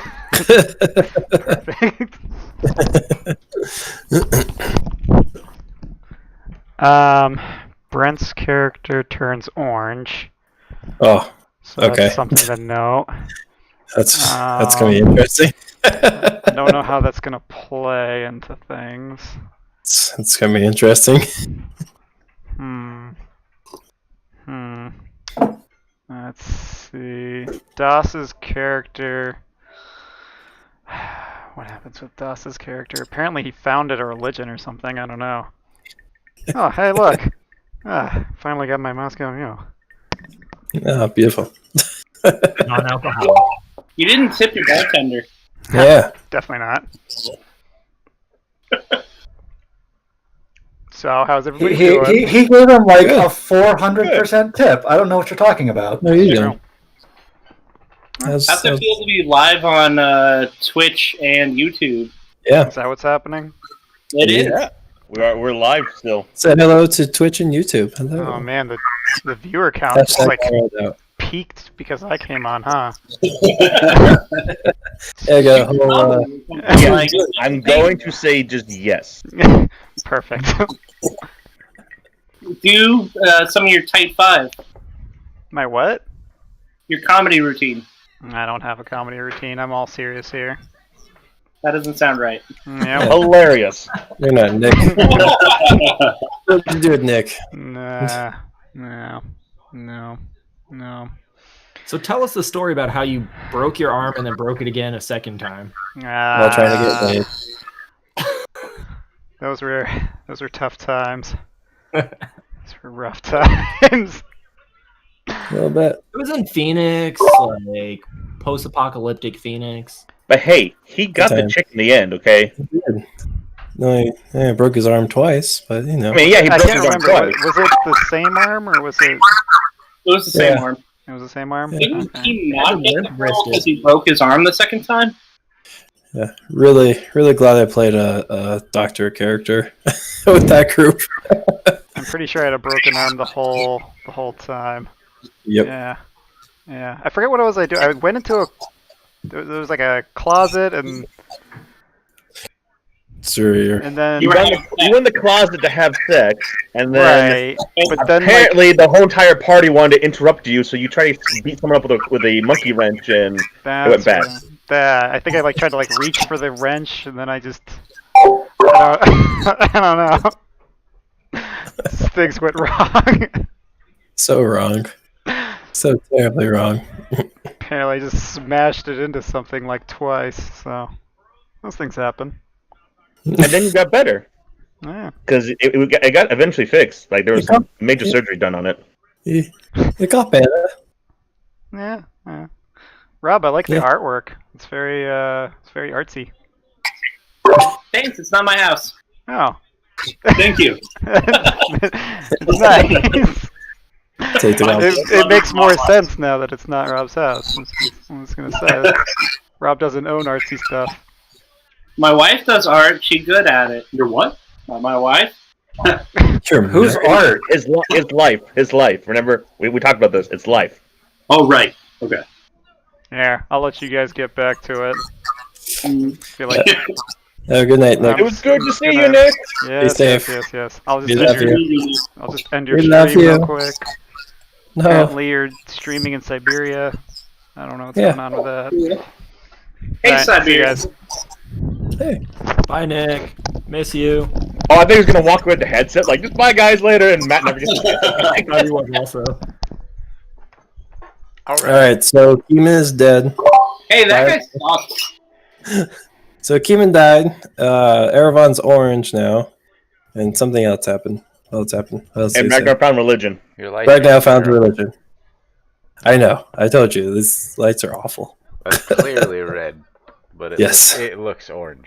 I know. Yeah. It's like a yellow light, so it makes everything look so weird with this camera. Hey, that doesn't really. You say it's clearly red, but it looks orange, so it's not clearly red. Well, it's clearly red in the Like- phone picture, but it's Yeah, not I took a the- picture on my phone and sent Oh, it to okay. her. Yeah. But on this camera it looks orange. Yeah. All It's right, just another so light. Ragnar, Alright. you have said your prayer. I've taken steps towards the disc of deep pockets. Your hand Yes. rests upon the handle. In your mind, you hear a voice similar to the Ammonite, but in your mind you sense a vast power settling on your consciousness. Well, hello, Ragnar. What was the god's name? Was it Abydos? Averosi. Aberisi? Averosi. Averosi. Greetings, Averosi.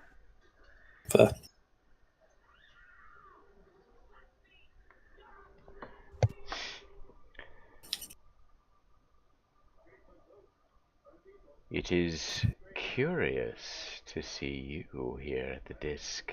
I wonder what offer I can make you in exchange for your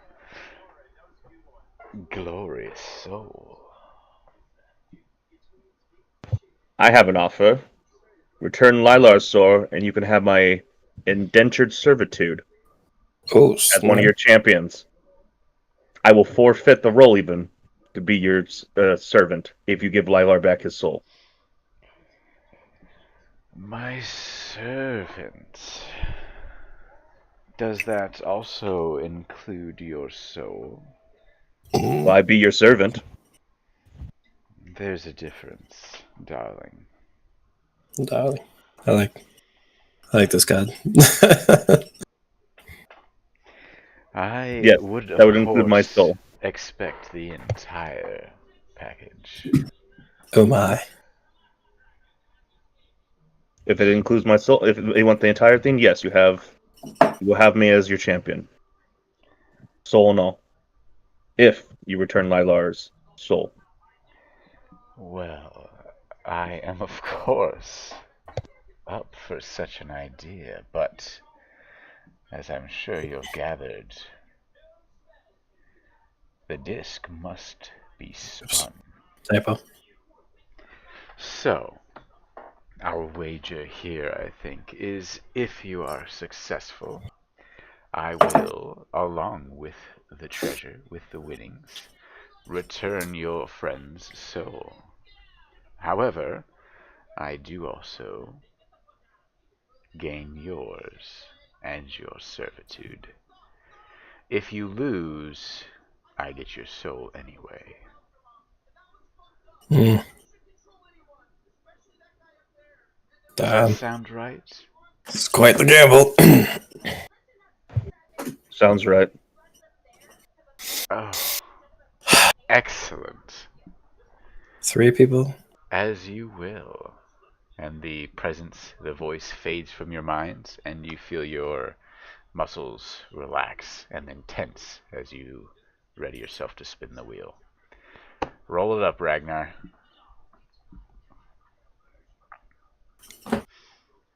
Ah, snap. I can't see what that is. It It's a doesn't 4. look like a... Yeah. It's a 4? It's a 40? Damn. 40? Oh, wow! Natural 40. Oh, man. Alright, so... After a moment, the wheel spins. This time for a good 45 seconds. Before slowing... 45. And once again stopping well outside the Disc of Deep Pockets. A little sweet spot. From the opposite side of the room, you hear the raining of coins once again as they fall and fill. Aww. The massive pool of coins over there is now like piled so high it's beginning to overflow the like waist high walls that surround the entirety of the coins. Wow. That is so much money. The smile on the Ammonite's face just grows with each clinking coin. Why this? Not good. It seems, dear Ragnar, that it 3 wasn't your day. How unfortunate. Whose was the biggest? Perception check for Norman. I mean, okay.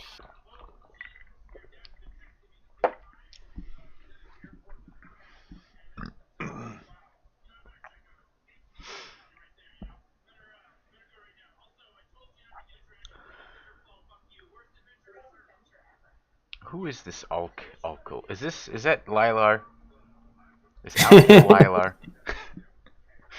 It's gotta be Lilar. Only Lilar would divert immediately to Cayman. Yep.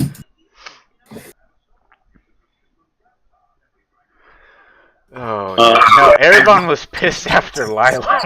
I know. He's gonna be so mad. I got a 20 on my perception, by the way. Natural 20? Oh, math 20. Okay, nice. No. Alright, so you add up in your mind, try to calculate out the worth of each of the souls, and, roughly how long the coins poured for, about the size of the gold before and after. Best guess, Ragnar's was probably the weightiest. No surprise. Alright. In your mind, Ragnar, you hear the god's voice once again and feel the weighty presence on your mind. Well, you tried. Yeah. We'll be in touch, darling. I said this was a bad idea. Yep, so did everyone. And Keeman, I believe. Yeah, Ragnar, Norman, and Horvald. Ragnar, where do you go from here? The Ammonites takes a step forward, also sets her hands kind of comfortingly on your shoulder. It seems fate wasn't kind to you today either. What will you do now?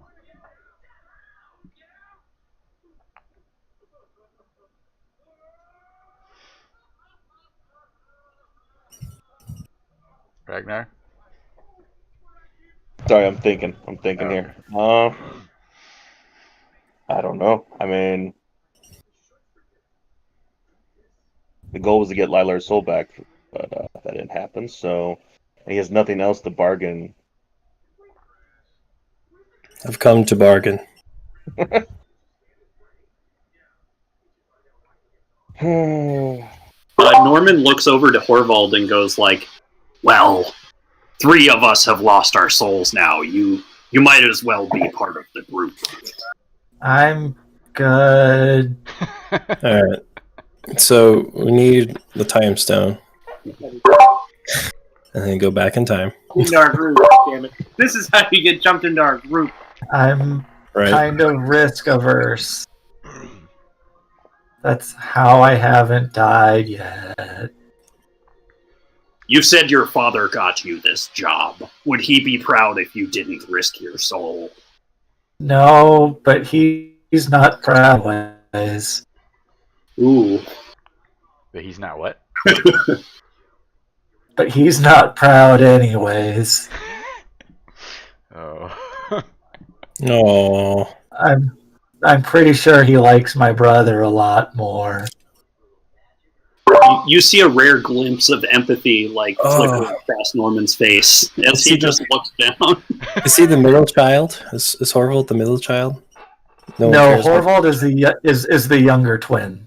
The younger but twin? He's kind of like the. But it's more like a Danny DeVito Arnold Schwarzenegger type twin situation. Gotcha. I thought you were going to say it more like a Boromir versus Boromir thing. Like the same thing. Yeah. So he's related to Ragnar?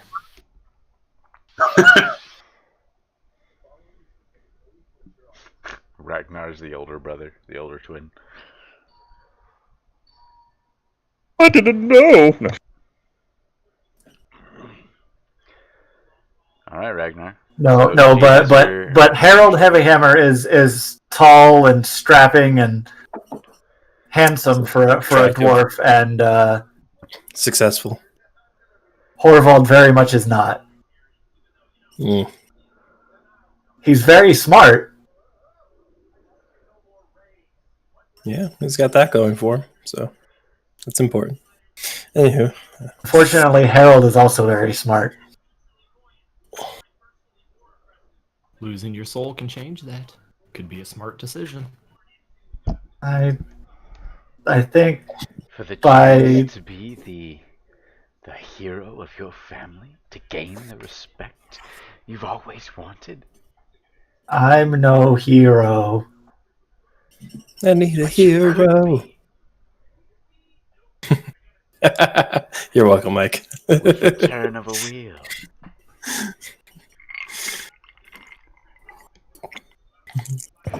Ragnar will begin to head back to the group.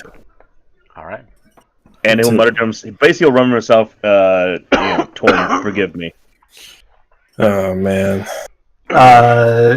Horvald will give you a pat on the back, I guess the small of your back, your butt, or depending on how tall you are, maybe just 6'5", like the back of his thigh. All right. Smack his butt. Yeah, it's definitely a butt touch at this point. I don't know. I don't think Horvald will do that. Tough break, big guy. By the way, Cayman and Erevan, you can no longer sense Ragnar. Son of a... Erevan will shout out loud, son of a bitch! I think Ragnar used his soul. Ooh, but does Lilar now feel a link to Ragnar? Are they linked in there?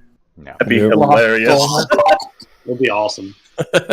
He stops for a second and just kind of shakes his head, looks a bit dour, and just continues walking down the tunnel. As Ragnar, followed by Norman and Horvald, proceed down the steps and back towards the tunnel entrance, you hear the Ammonites from behind you.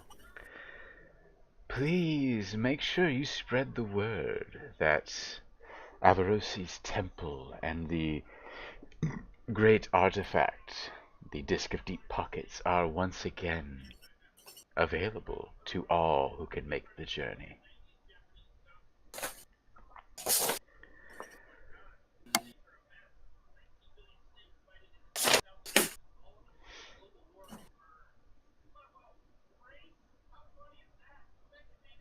And Horvald will think to himself that he hopes that Dumathorn will dam this place and make it a secret under the mountain once again. Right. He doesn't say it, but he thinks it. Yeah, he hopes it. Yeah. Yeah, it just opened and it's already got 3 souls. Yep, that was quick. It's doing well already. Alright. So, the 3 of you eventually catch up with Cayman and Lilar Erevan. and Erevan. Catching up with the dwarves, you reconvene once again as they are making steady progress, digging deeper into the earth. I'm actually going to interrupt the dwarves for a minute and go to the head, whichever one seems to be leading. The leader is the actual rage boar, which is Baugady. Alright, I would do whatever I could to get his attention. It stops after a few moments after you make it known you're trying to get their attention. The musicians will stop first, and then it kind of goes down the line into Baugady's oh, everything's stopped. I better stop smashing in a rage. And he turns, kind of dripping with sweat. You can see kind of a bit of foam has appeared at the corners of his mouth. He looks around, breathing hard. I would tell the dwarves, and I would be speaking to Balgady, but I'd be speaking loud enough for everyone to hear. When you guys are done with us today and the tunnel, I need you to do something. Something very important. Hey, what's that? I need you to destroy any entrance to that place that we created. No one should ever be going back there. Do you understand? Why do you say that? That seemed like a nice little temple. We just saw it for a little bit, though. It has something there. Something that... It's not evil, but it's not good. And it should not... It should never have been uncovered. And I don't have a means to making sure... Oh, I do have a means to making sure it's gone forever. Yeah. He would stop and think for a second, and then go, never mind. I'll be back, everybody. Yeah, Erevan will go with, especially if you're shouting that and heard it. I mean, you were talking at a normal loudness. No, I'm going to ask him to do it. I changed my mind. No, if you could please just make sure no one's ever going back there. That's it. Well, if we have the opportunity, hidden away after our business here is done, sure, no problem. No promises, though. I'm not going to make the trip if it's too dangerous at the time or something like that. But of course, if it's a possibility, we'll take care of it. I appreciate it. Don't go to that temple unless you're willing to lose more than you could ever believe. All right. I certainly trust you. We'll avoid it.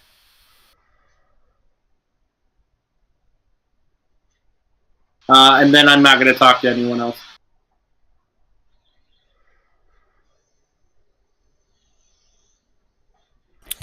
Well, all right. We're gonna get back to it then. Sounds good. So, Ervan will approach Ragnar. Ragnar, did you gamble your soul away? I gambled my servitude away in What? hopes to fix Lilar, but it did not work. What? To become the champion of luck.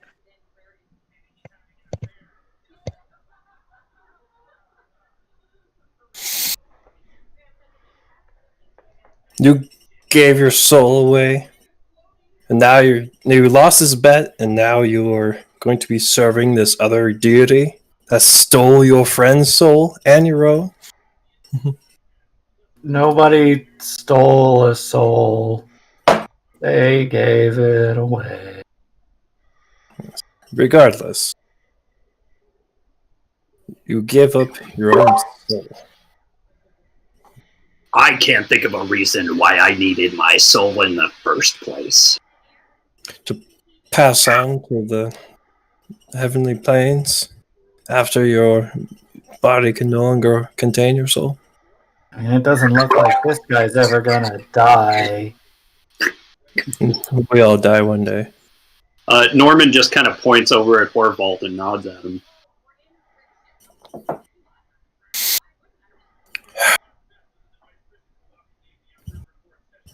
I must say, Ragnar, though I greatly respect you as a fighter and a friend, I'm quite upset with you.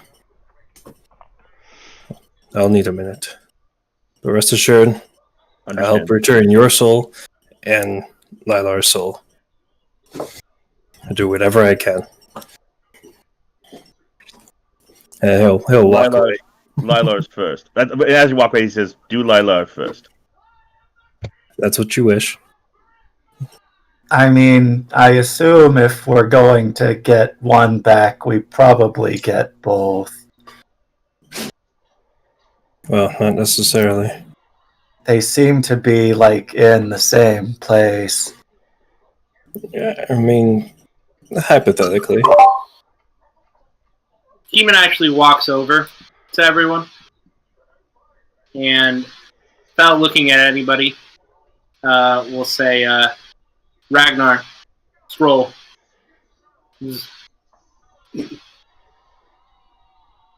Ragnar. Scrolls. Scrolls. It's like, oh, I don't have no scrolls. I auctioned them. No, I'm joking. Okay. Legend.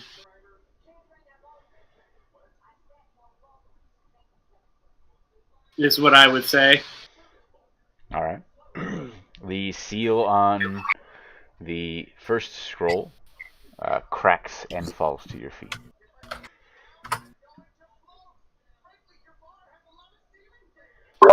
I read it. All right. The first scroll outlines a target you are after. A certain general among the assassination.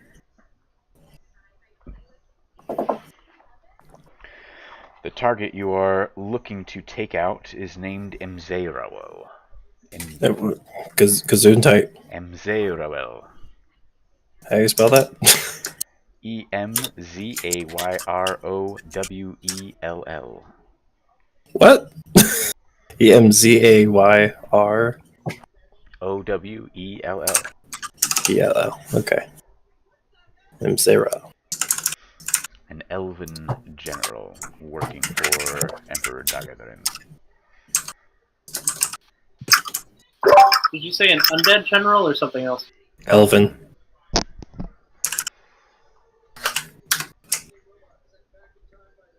a full version of you. Did it say like what kind of elf? Like a wood elf, high elf, No. dark elf? No, just elven of some sort. Yep. Okay. Does it mention anything about the second scroll, or do I know if the first word works on the second scroll? It should work on the second scroll. You were only given Okay. one. Did he tell us to open at the same time? I think he told you to open the third one after you finished the second task. The second Yep. task. Gotcha. You All right. essentially the center of where the dwarves are sabotaging, digging their sabotage tunnels.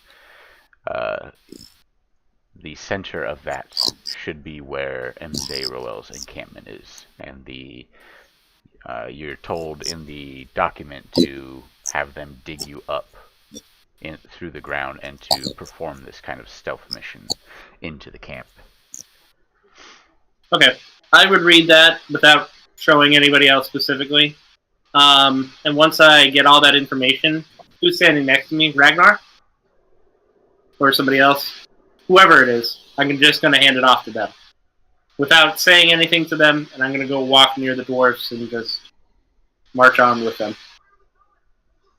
I'd probably be interested in reading what the scroll has to say, but Okay, if you're there, I hand it to you, and I don't say anything to anyone else.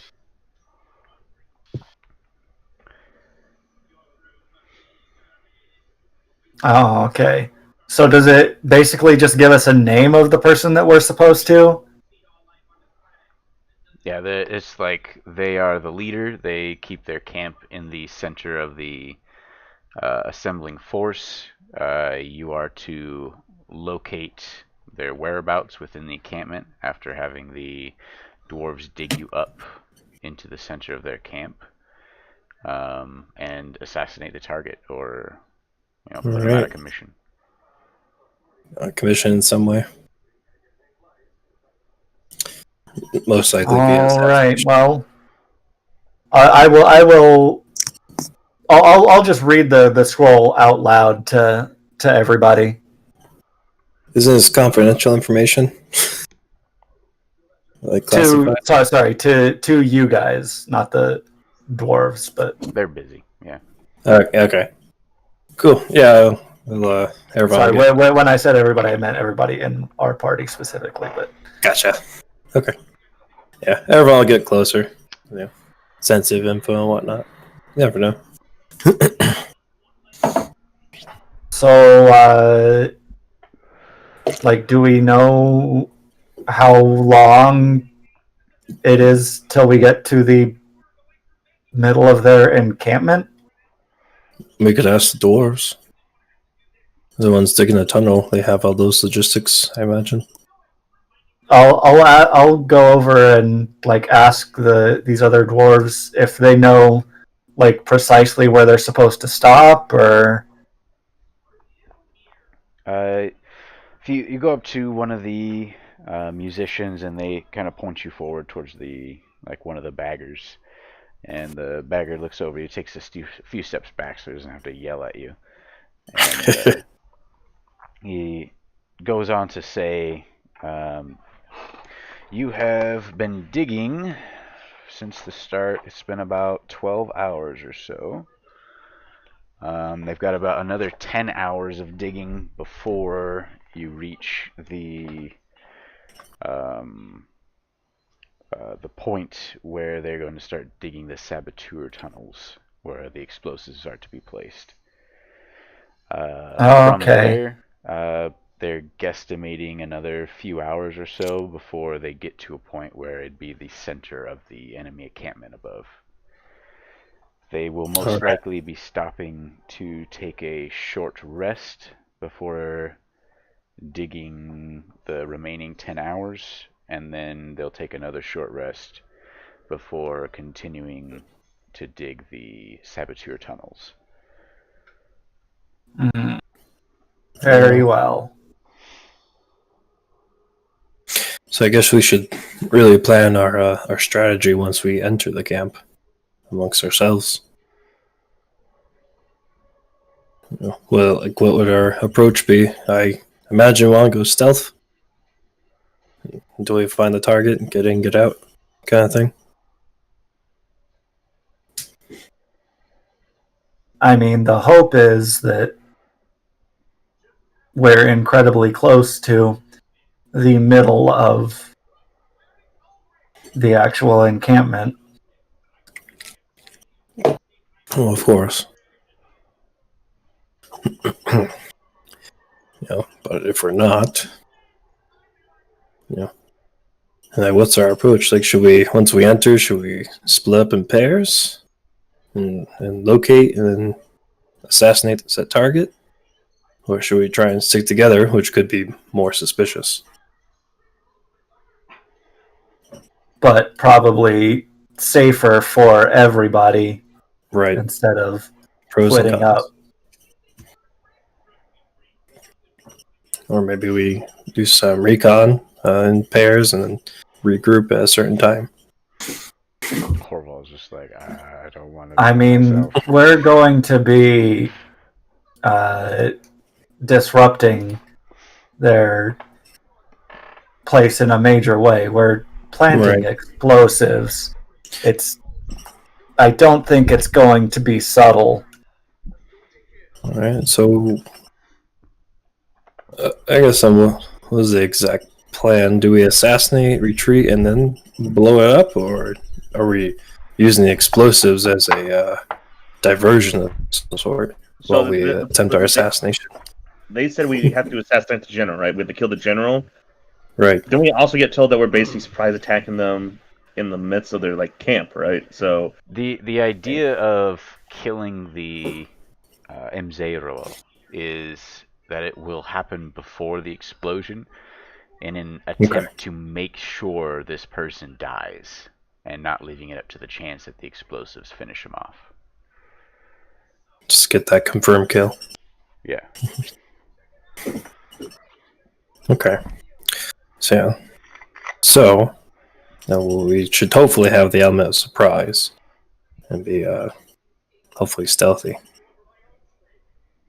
But I imagine our attire will stand out.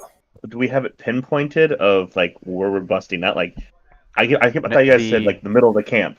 Yeah, the dwarves. They're professionals. They have a lot of data. You will notice that every now and then they consult a map of the surface area, and they're making points and tracking their movements through the ground below. But this is over a day. This information could be 48 hours old at this point. They're going to get you as close as they can to the center of that encampment, but who knows? According to their intel. Yeah. Right. As someone who comes from a mining family, a lot of what they're doing seems to track pretty well. You would definitely appreciate the level of detail that they the precision that they've got going on. Yeah. Seems pretty good, assuming that our above ground information stays accurate. Okay. The next question is it, do we know if when we bust up, it's going to be daytime, nighttime? That makes a whole big difference in everything. We could plan that. If a giant hole busts out of the ground during the day, and then a bunch of people come out of it, it's going to be very noticeable. Nighttime, maybe not as much, because they're going to be probably less guards, so that they're not going to be as active. So, well, we could talk to the dwarves and try and time it for the evening. So that way we can make our approach when there's a lesser amount of guards. Yeah, if these dwarves were hired for digging, especially, they should have a better grasp of knowing what time of day it is, right? Right. So we can rely on them for the time. Yeah. So, assuming that we do get in the middle of the camp, assuming it is going to be nighttime, what's our plan? Yeah, we're going to approach stealthily, then search. Kill the general. That's that plan, right? Until we find the general. All right. If things go sideways, do we just retreat to the hole? I mean, just so you know, I'm still with the dwarves. Okay.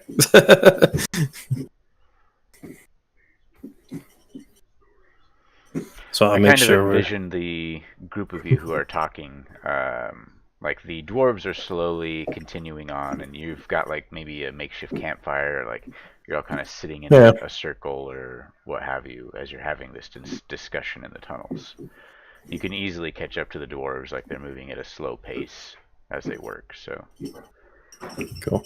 That's what I can imagine too. but Cayman is just kept pace with the dwarves and has not stayed behind. All right. They'll all shout to Cayman. Just Cayman.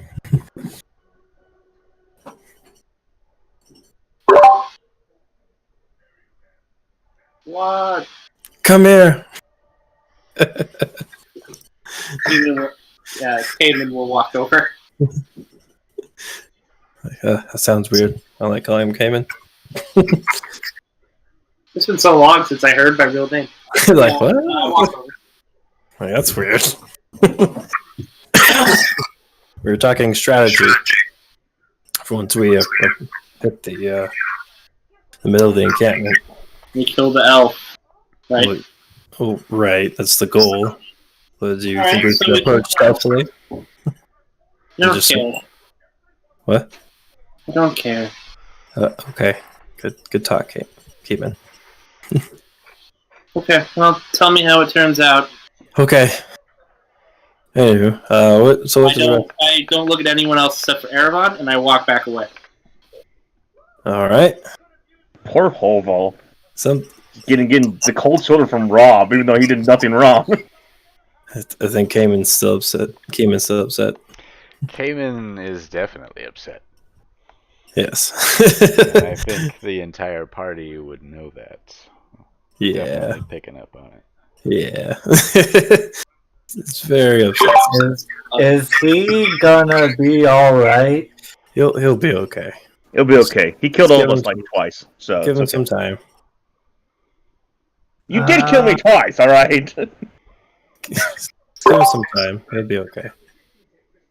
Anywho, Okay. so should we approach stealthily and just search tent by tent together as a group then, and then retreat to the hole if something goes sideways? I mean, can we all be stealthy? Where we could. We could certainly try. If we were hired to sneak into a camp, I would imagine they want us to make as little noise as possible. Right. Our attire may stand out for some of us, particularly the rest of the chosen. I So we may- mean, so we may- attire can be changed. Yeah, so we may need to switch our attire temporarily.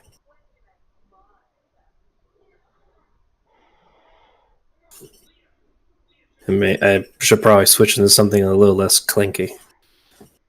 Did anyone bring the spare tire? A bag of holding.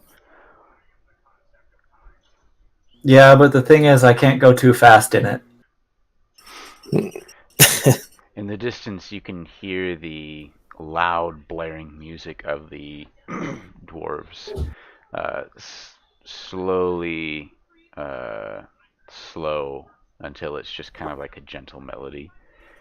And you don't hear the sounds of like the mining. It's just the melody of the instruments. Seems the dwarves are getting some distance away from us. So, are we in agreement then? We should switch our attire and then be stealthy. I mean, that's our best option. All right. Say if things go sideways, just retreat to the hole. Because there's no way we can fight an army to us versus army. It's just a suicide. Yeah. I mean, going tent to tent is probably not necessary. I mean, most leadership usually are in like command tents or something nearby. Right, so we'll search for command tents and search those tents.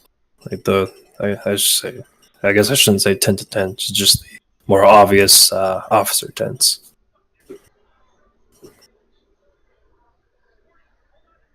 But there's a question I want to bring up. Isn't Okay. this undead army it's supposed to be an undead army? So Indeed. do the undead sleep? Yeah, if they're no, undead, maybe daytime might be a better time to fight them. knowledge religion.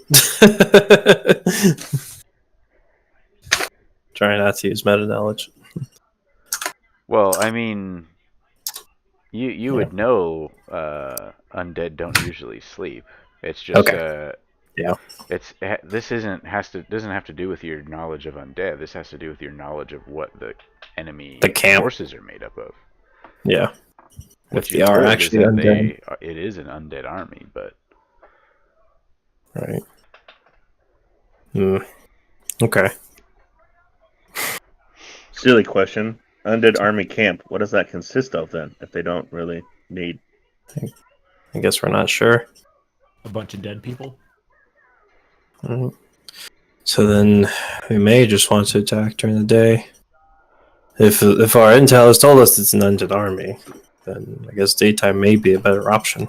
So we can see around us. When was the last time we heard it was an undead army or no? I do swear any I of you heard have the soldier background? Lilar does. Sure don't. Yeah, Lilar, I remember your background. You're a soldier. Yep. You Yeah, talked about it once. Alice and Nyla are both soldiers.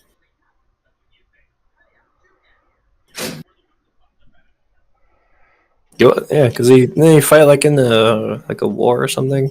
He fought in a war and came back, and I remember the story from you, Lilar. Yeah, and then they basically said like, "Fuck this life."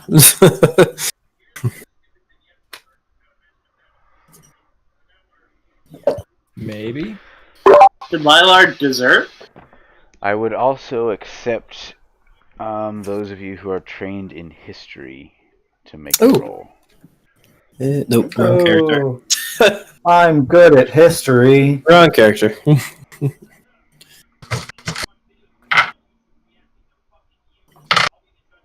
Norman's been around for a lot of history. Does he get to make a roll? Yeah, I'm pretty good at history. I'll roll. Ah, shit. Natural 20, so 30. Damn.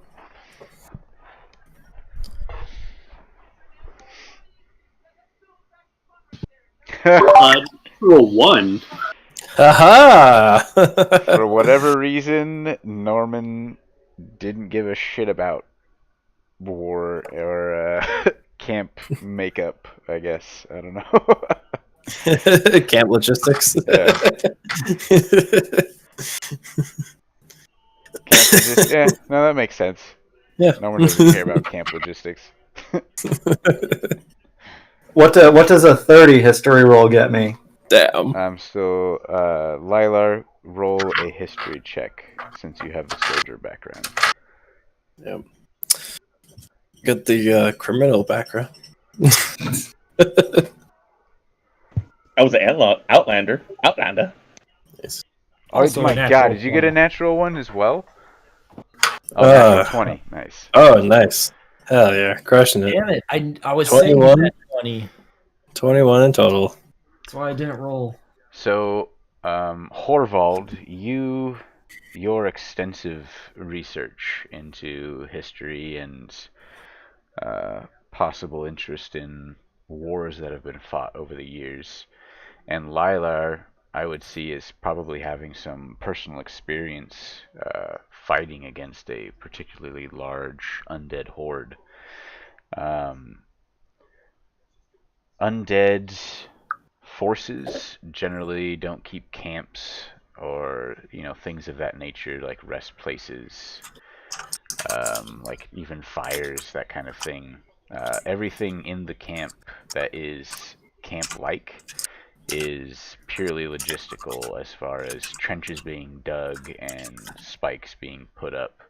Those kinds of things still exist, but as far as sleeping arrangements and stuff like that, the horde just kind of does as it wills. The only camps that are generally set up are for those of true sentience, and generally those in command.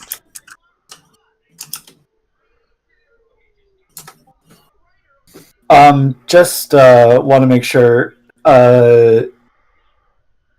the leader, Emza, whatever. Yeah. He's not like an undead elf, is he? He's like okay. So based on the fact that we're fighting an undead army, it might be pretty obvious which, like where to go to find our elven leader there.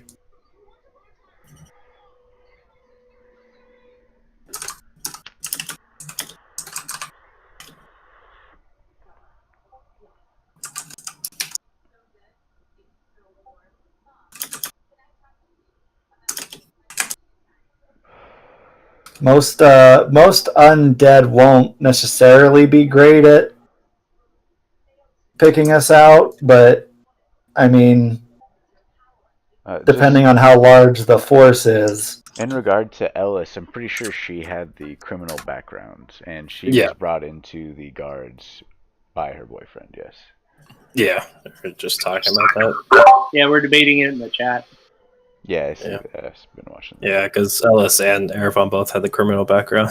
I just remember Lilar was the soldier background. Yeah. Yep. Fact. That's also why I really disliked Keeman, because I hated nobles, because I fought their battles for them. Yep. Hey, I never wanted battles fought for me. Yeah, but you're a noble. I don't even like me. So, But you didn't Also- try to stop them either. right. Yeah, you did nothing like a noble. What? I'm I trying to went afterwards to either. rallies and stuff. Damn noble. Hey. Cayman didn't do nothing. I've heard that he killed Ragnar twice. Yeah, That is true. He killed Ragnar twice. And Lilar.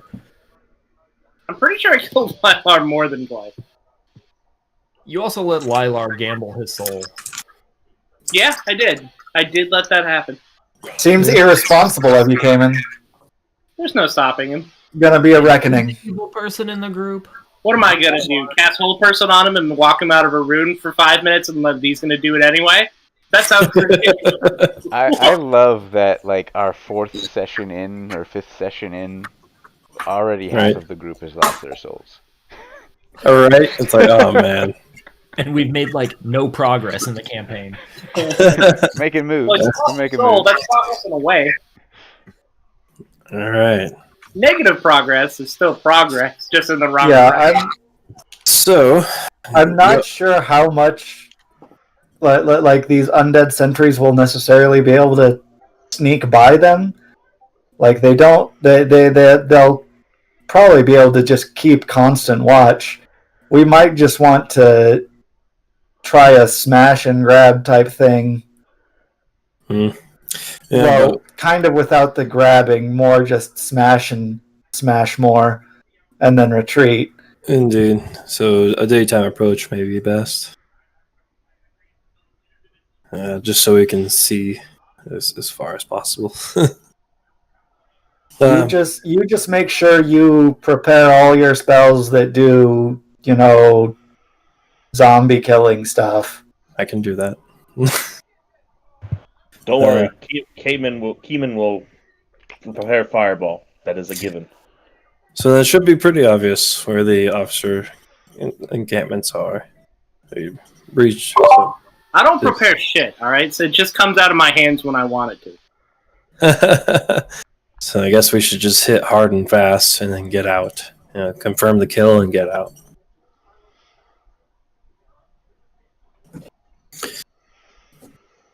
Well, My focus will be on getting out, yes. all right.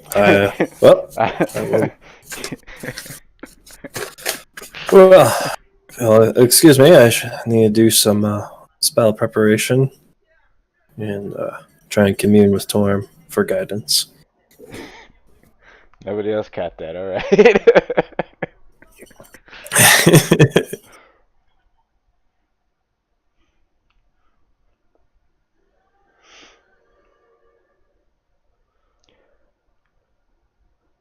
Sorry. In the No, distance, you still hear the dwarven music playing, just at a softer pace.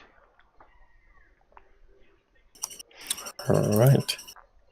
Are we going to just camp here for now, or are we going to try to get, or are we going to march up there and camp with the rest of our mining friends? We can regroup. I'm just gonna hang back for a little bit and try and commune with Torm It and is pitch black. prepare back some where you guys spells. are. Cast light for those that can't see. Though I think we can all see. No, Ragnar can't. Pretty sure Ragnar can't. Yeah. Yeah, Ragnar can't. He's human. Also, Norman. Oh yeah, and Norman. Yeah, that's right. Yeah, so everyone will, like, as soon as it gets dark, he'll cast light on a shield to brighten the area. Just sitting in pitch black.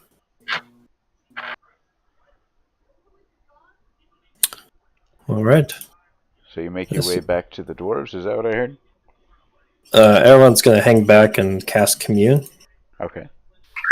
The dwarves and Keenan. Thank you. All right. So you head back up. Everybody except Erevan. You see the dwarves are kind of scattered about around the tunnel that they've dug. All of them seem to be resting in some manner. A couple of them are munching on some rations that they have, little cheese, some bread, keeping their energy up. A couple other ones, they all have beer. Get those They carbs. all have skins of alcohol out and are just chugging. Jesus Christ. Aside from a couple who have passed out for a quick nap, but they're all essentially taking a short rest. These guys are gonna poison themselves. Oh man. They look up at the group as you return. The couple of the closest ones to you who haven't passed out, taking a nap, kind of raise up their skins towards you. You want a nip? That's good, strong stuff. I'll take a drink. He throws the skin at you. Roll a dexterity. I fumble it a little bit. Okay. Not very good at catching stuff. 9. Perfect. You kind of, definitely fumbles it a little bit, but you catch it before it hits the ground. Nice. A little bit is sloshed out. Definitely some. I got it. I feel like the only thing Horvald would be good at catching is herpes. Oh. That's assuming he's ever had sex. Right? I was going to say, that's assuming a whole lot there, buddy. I mean, sex isn't the only way to get herpes. Especially cold sores, which is mouth herpes. I mean, oral sex is still sex, Rob. You can get cold sores without having mouth sex. It's true. Yeah. I don't know why I went straight for face lock, hey? That sounds weird. Face sex? It's probably the most common way of getting it. I don't know. Yeah. I don't know. I mean, it's less likely, to catch herpes from kissing someone. I think you guys are conjecturing. Where's your science? I am conjecturing. Where's your I science? can pull up articles if you'd like. I actually just went over this topic in my fucking anatomy class.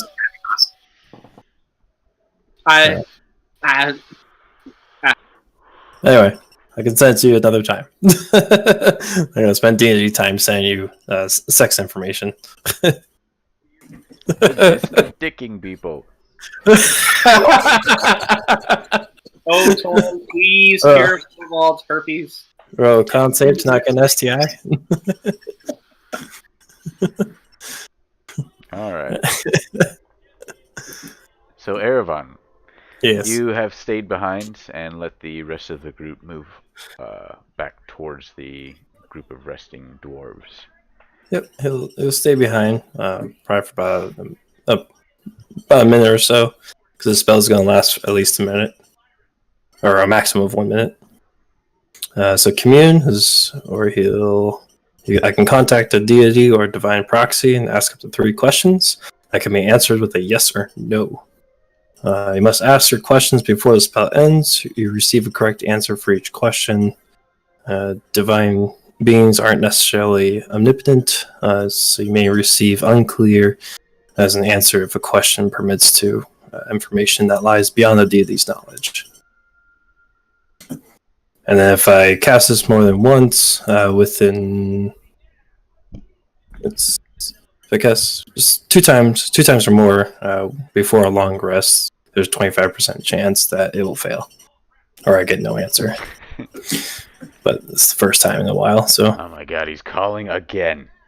it's like, son of a bitch! God, you're so needy, Erevan.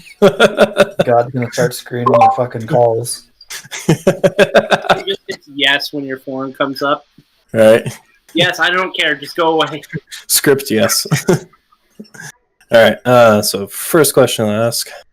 What does your commune look like? Let's see. So it's verbal, semantic, and material.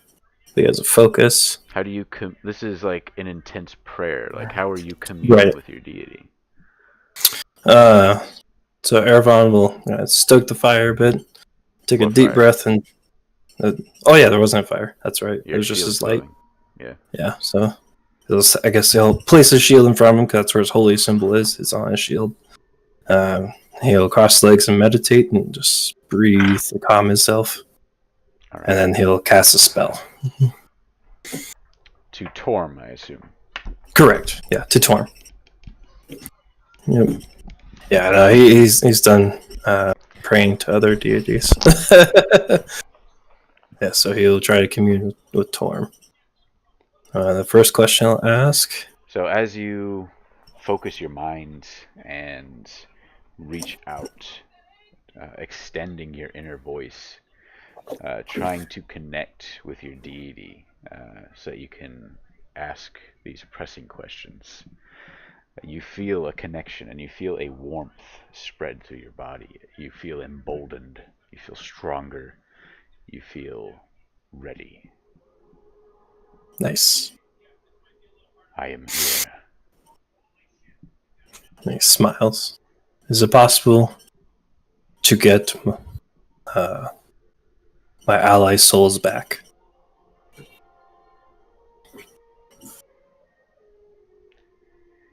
Is it possible? Yes. Will this quest have to wait until after the war?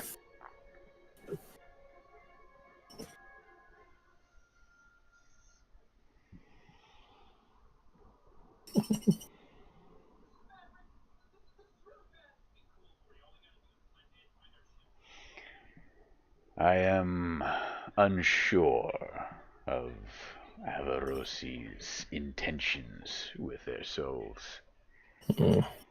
Should they remain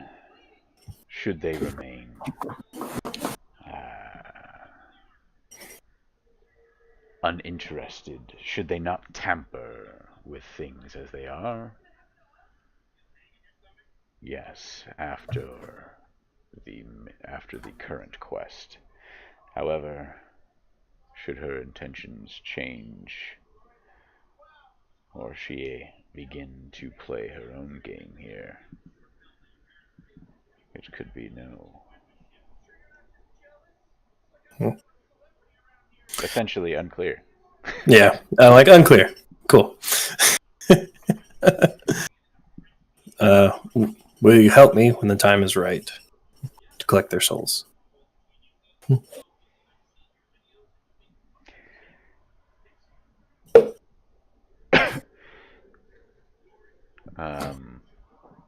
Difficult question for the DG. For Torm. So this is a yes, okay. But it's such a strong yes. The DD kind of like you feel the air around you warm, and nice. In front of you, you can see a light through your closed eyes as you kneel, your shield sitting in front of you. You can see some bright being, something standing just in front of you. And as you open your eyes, you see a humanoid form of just pure light. A hand down and extended towards you that clasps your right forearm and hauls you to your feet. As you stand, the force of the lift bringing you instantly to your feet, kind of like with a little hop. The light disappears. I will always be with you. And with that, Erevan will smile and pick up his shield and thank Torm and run up to the group. Wait, I didn't get to hear the answers. What were the answers? Was it good news or bad news? It's good news in Erevan's eyes. Okay. So Erevan returns to the group, a broad smile on his face. Yep. I think his anger at this point would dissipate, knowing that it's possible to help his friends out. Yeah. All right, yeah, and I'll just wait. At this point, just hang out and wait for the dwarves to do their thing. All right. The hour passes by. The dwarves pack up their stuff, wake from their short naps, and begin digging once again. The next 10 hours Jeez. pass by uneventfully. The dwarves continue steady progress. They take another short rest after about 5 hours. And then the last 4 hours, they push hard.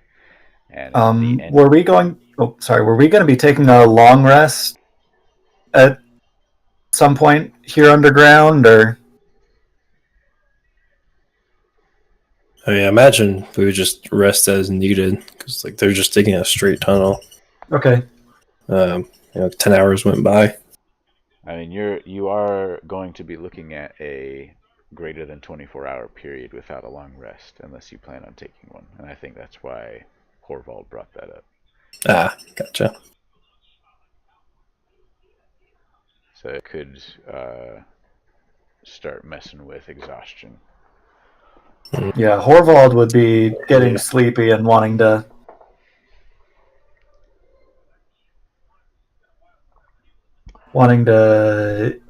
get a tight 9 hours in. Nice. Like Horvald's kind of starting to lag farther and farther behind the group. Like he'll catch up here and there, and then he'll start lagging behind. Maybe eyes starting to droop a little bit every now and then. Horvald, are you okay?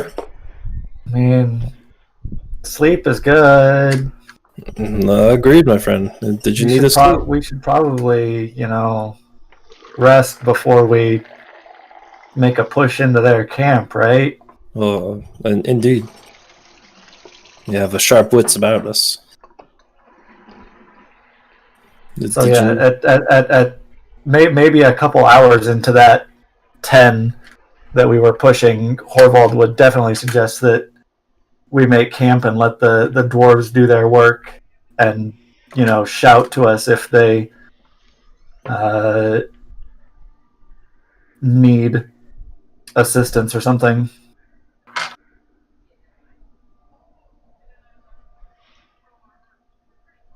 And Horvald will start setting up his bedroll.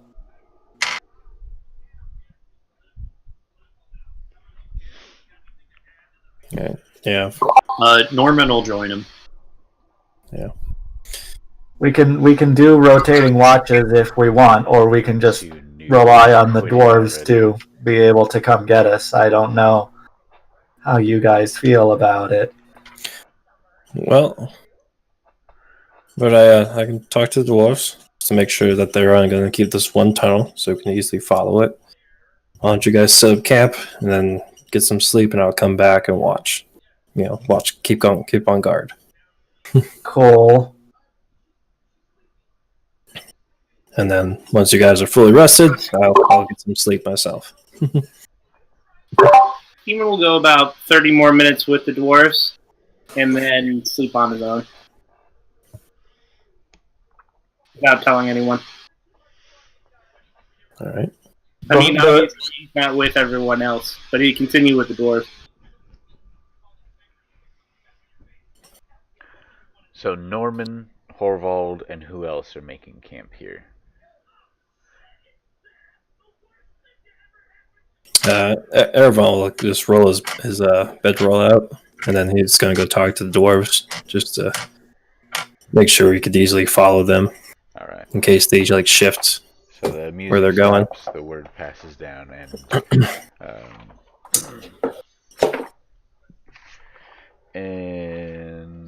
what's his name? Baugity turns around and walks up to you. Hey, what's up, mate? Hey, a few of us are getting wary and could use some sleep. I just wanted to make sure that you're going to be continuing this current path, so that way we can easily catch up to you. Unless you guys would also like to rest. No, we don't have time to rest, mate. We'll be alright. We've got another 10 hours, and then, oh bloody hell, another 8 ahead of that, but we'll bloody make it. That's what we're here for. We ain't got time to waste. Alright, well, I appreciate it. We're gonna take a few hours rest, and then we'll catch back up with you guys. Good deal, If good. you need something, just let us know. Yeah, sure, we'll try and holler over our own bloody loudness. Well, fair enough. Good luck, good night to ya. I'm sure Good night. we'll need you in tip-top shape when it comes to the next phase. Indeed. What's the next phase, anyway? I believe the information's classified. Oh. So I'm not sure. Well, Not sure if I'm at liberty to give you said information. La-dee-da, Mr. Half-Elf. I'll go back to working then. But I'm a wood elf. Whatever you Guidance are. center. But it'll be exciting, let me tell you. They all have pointy ears, you know. Who can tell the difference? Racist. Alright. Well, Have a good night, sir. nap. Aye, You as well. we'll see you in some time. Aye. Yeah, walk away. Alright, they pick up the music and he gets back to rage smashing his way through